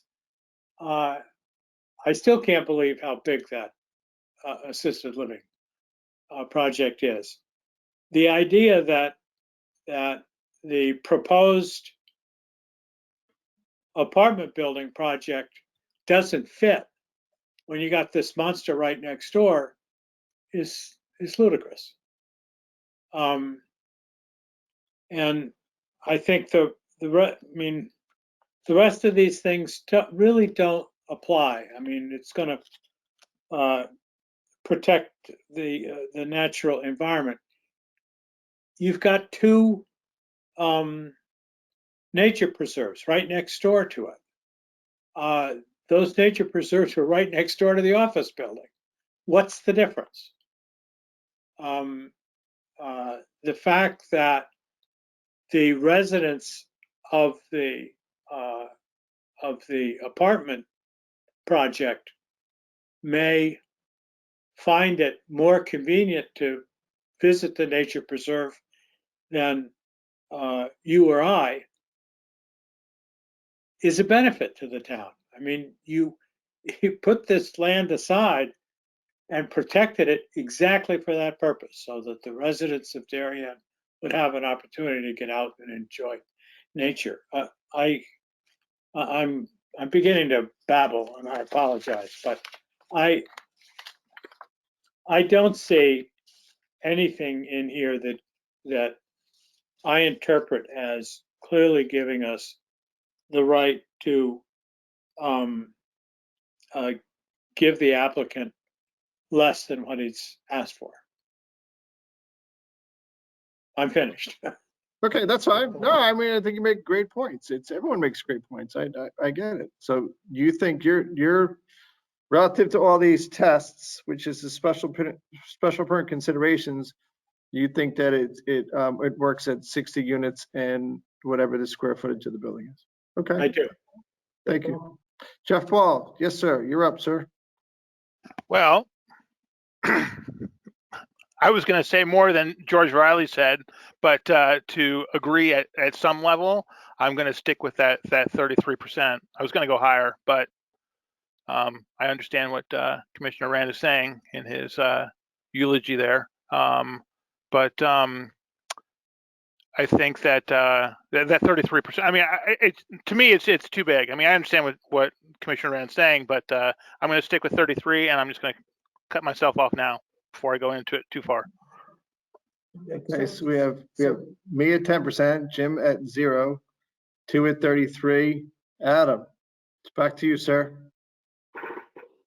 I'm okay with I don't think that to me, we're talking about the structural size of the building. So the reduction of 10% of units inside doesn't change the size of the footprint, which I think is what Jeff and George's real concern is. They want to take the entire floor off it, right? So when I said my 10%, I was units and square footage. If we're gonna, yeah, I mean, I don't know that there's any marginal difference between taking 10% off it versus, if we're gonna take a full floor off it, then we'll take a full floor off it. But either way, I don't have any. I'm okay with the current size, as Jim says. It's the applicant's right to build where they want to build, and I'm happy to reduce it somewhat. I think it should be smaller, but at the sake of, let's say again, the affordable ability of it, even though the kids will go to where my kids go to school, I think we need to be, conscious of that. So if we don't reduce it at all, I'm also okay with that as well. Okay. Staff will continue to work on this, and we'll aim to get a decision by the decision deadline. And so the commission next meets on February 8th and 15th.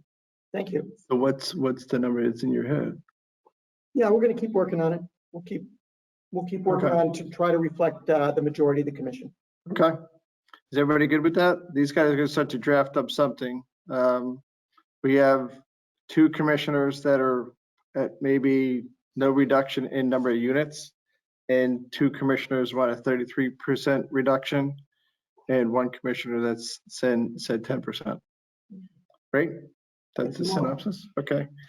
And for reasons discussed last week, and even some other reasons that I haven't found the right slot to discuss about the consistency with the plan of conservation development. So there's more to it in my thinking than just the size, but I'm sure we'll get around to that. That's fine. Yeah. No, we need to get a consensus of the 5 of us on where we are. So that's 3 out of 5 is the consensus. And then once we draft up a resolution, we debate it and deliberate it, and then we vote on it. Certainly more discussion to be done, George. I agree. Okay. And this application, we have to decide this by when? 2 weeks. 2 weeks. So we have Next week. Okay. And then we can't go past that, right? With the applicant's consent. Okay, so we have next week Is the 8th. and we have no meeting after that. We are scheduled to meet the 15th because the 22nd is school vacation week. Oh, I thought we were off on Valentine's Day. I thought we were off on the 15th. Okay, sorry. It's on the 15th, sorry. All right. The next item on the agenda is chairman's report. Do you want to punt that to next week? Let's do that. Yeah.